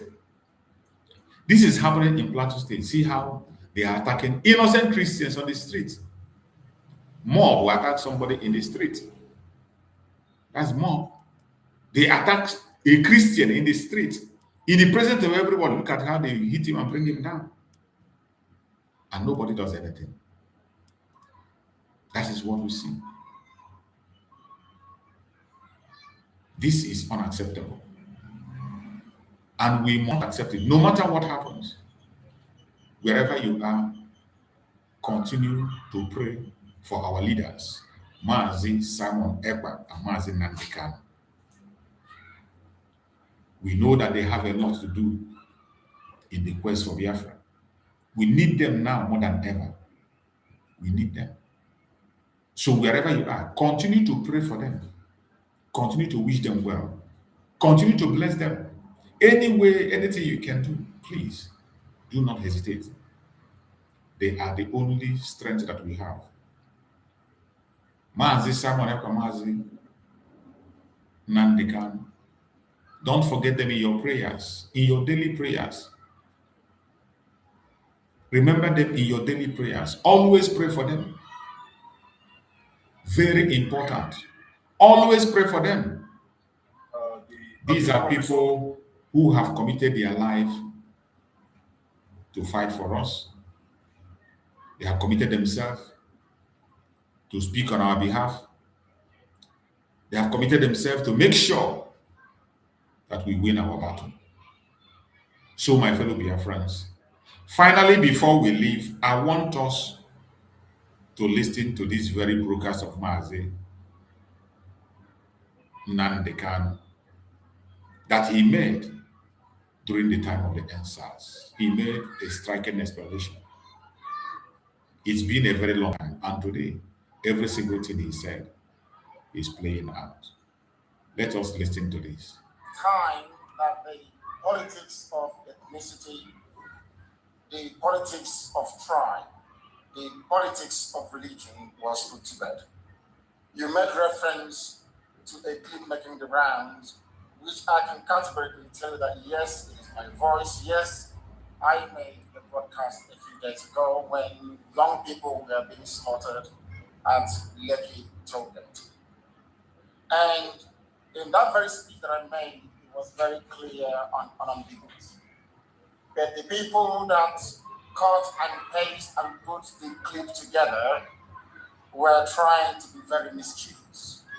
Their intention is to try to infuse an element of tribe or ethnicity into the ongoing campaign to free young people from the bondage that Nigeria has become. And their intention, I believe, has failed very woefully. At no time, I must say, did I insinuate or say anything to convey the erroneous impression we are now having that we are now giving over or control of Lagos State. I was live on air, and somebody called, a Biafran for that matter, a young lady called from Lekki. We are under attack. And as a matter of fact, that very clip has been posted on my page, on my Facebook page. And I made it very clear that the fact that the Shia Muslims were slaughtered and nobody did anything, IPOB over the years have been slaughtered or are being slaughtered and nothing ever happened, that had now, in a way, given impetus to the government to do what they did at Lekki Tollgate. Unless you do not have a child, anybody who has empathy, anybody who has a child, anybody who is a parent, you will feel for what those people went through a couple of nights ago. And in the heat of the moment, enraged and angry that such a thing could be happening to those holding Nigerian flag and singing Nigerian national anthem, that spontaneous anger and rage within those survivors from Lekki Tollgate spilled out and became what you are now having today. It was the government that provoked it.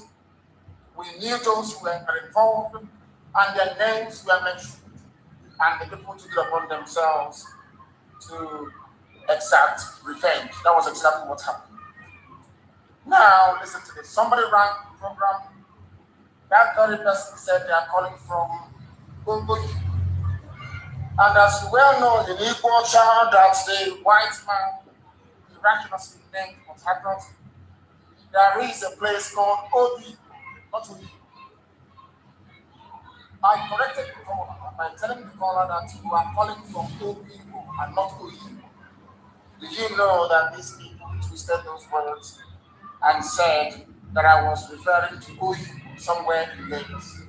That Biafrans are now intending or planning to take over a part of Yoruba land. And the world must understand this. When we started our agitation for Biafra, there was a lot of representations and a lot of people asked us to nationalize it, so to speak, to make it Nigeria-wide. And I said no for exactly what is happening today.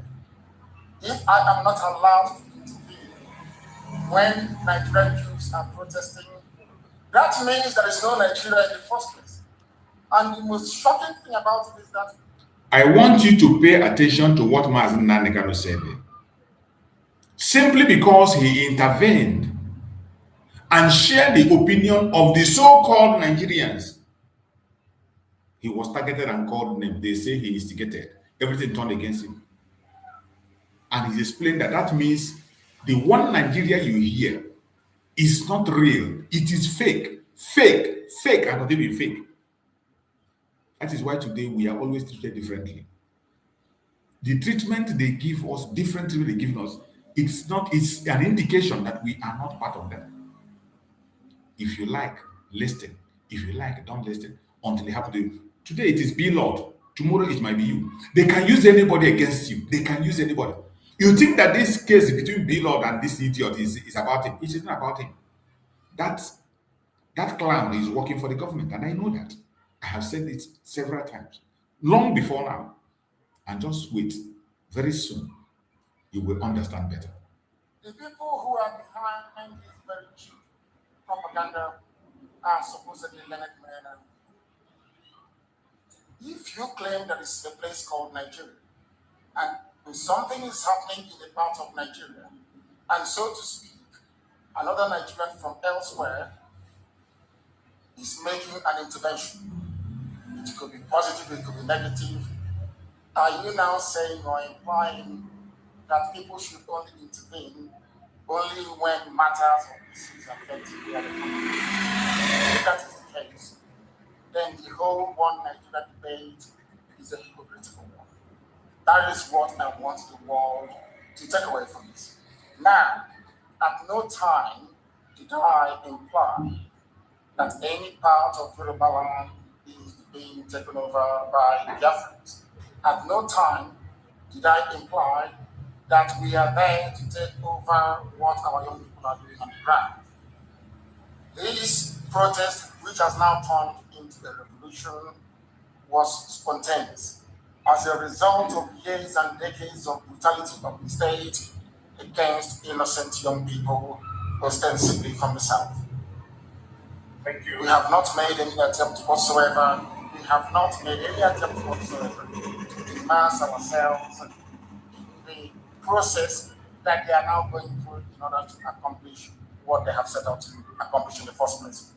What we merely did was to give our leaders mind, to direct them as to the best things to do.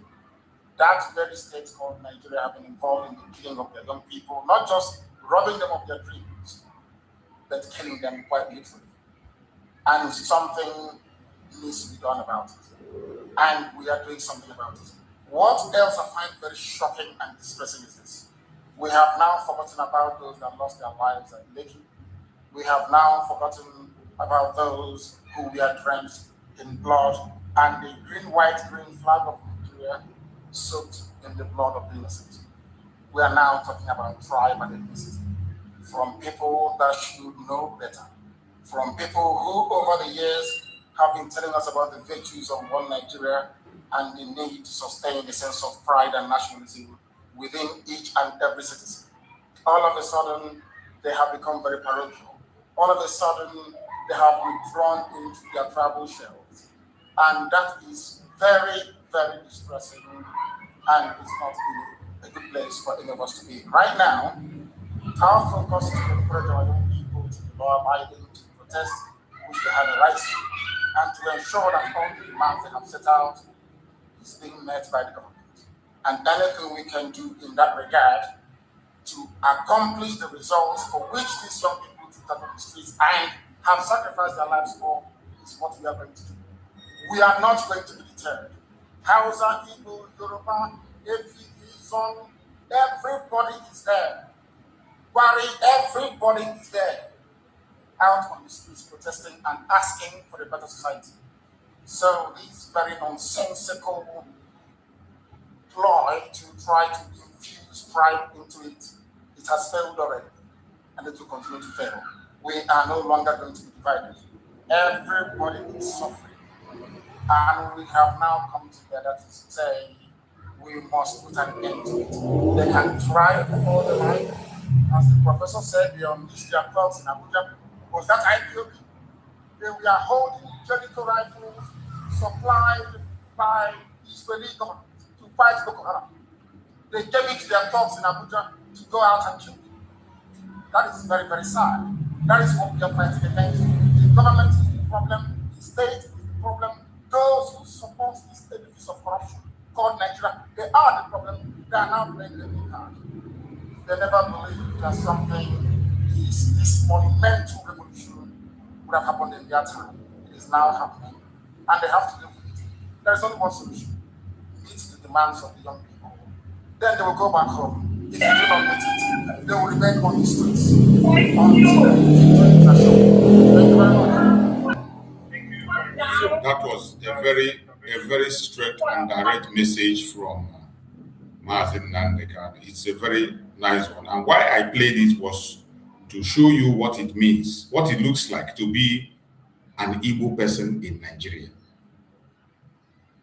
As an Igbo person in Nigeria, everything you do in Nigeria is against you.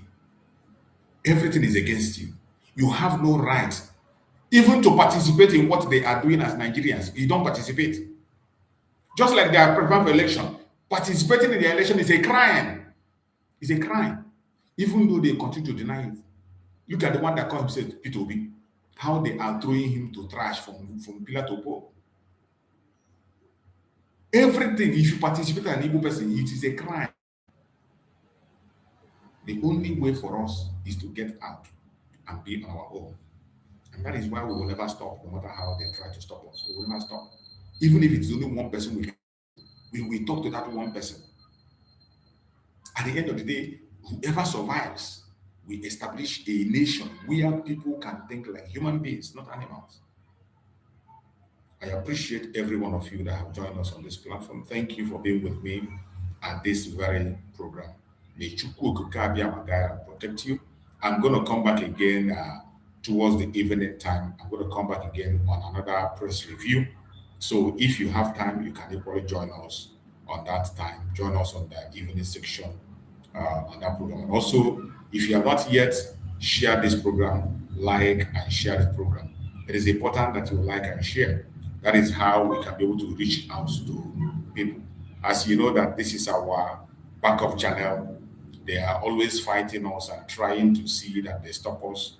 And if you are not doing something that is reasonable, nobody's going to stop you.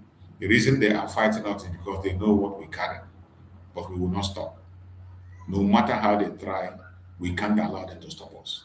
May Chukwu Okike Abiyama continue to guide and protect every one of us that is alive today to see what is going on. May Chukwu Okike Abiyama guide and protect our supreme leader, Mazi Nnamdi Kanu, and may Chukwu Okike Abiyama guide and protect our Prime Minister, Mazi Simon Ekpa. Continue to pray for them as their case is coming up. Continue to support anything that is going to make sure that they have a very strong representation. That is the challenge before us. The only challenge before us today is to make sure that they are properly represented. Secondly, to defend their legacy. The legacy of Mazi Nnamdi Kanu, the legacy of Mazi Simon. These are the two assignments that we have. You can see many idiots that are coming from all angles. Igbo people who have taken upon themselves to come against Mazi Nnamdi Kanu, led by Lolo Nogba. Lolo Nogba is the one that is leading the attack against Mazi Nnamdi Kanu today, and she's not hiding. So we must face them head on and debunk all their lies. If you see anything they post about Mazi Nnamdi Kanu, attack them and debunk it immediately. If you can share it with us, share it with us so that we can use it for a program and condemn it immediately, debunk it immediately. That is the challenge before us. Continue to defend the legacy of Mazi Nnamdi Kanu and the legacy of Mazi Simon Ekpa, and support their release. Support everything that will make them to have a proper legal representation. Support it financially, morally, prayerfully, any way you can connect, and make sure that they're protected. Thank you so much for being this program. No weapon formed or fashioned against us shall prosper. No weapon formed or fashioned against our leaders shall prosper. Thank you for being with me, and see you again later in the day. Stay blessed. Bye-bye, everybody.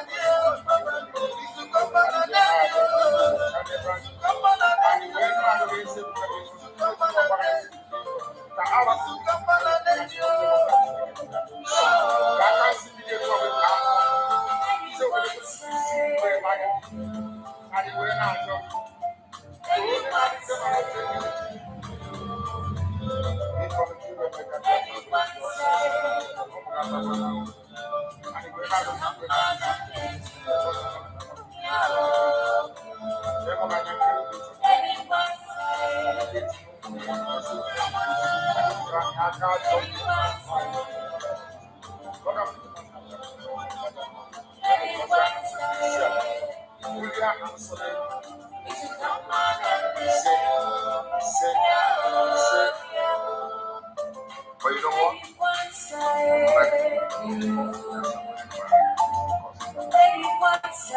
No, I am the solution, and the only way they can get to you is by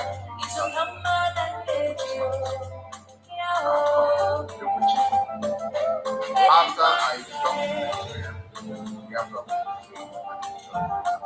Biafra will know the importance of freedom. In 5 years. Thank you.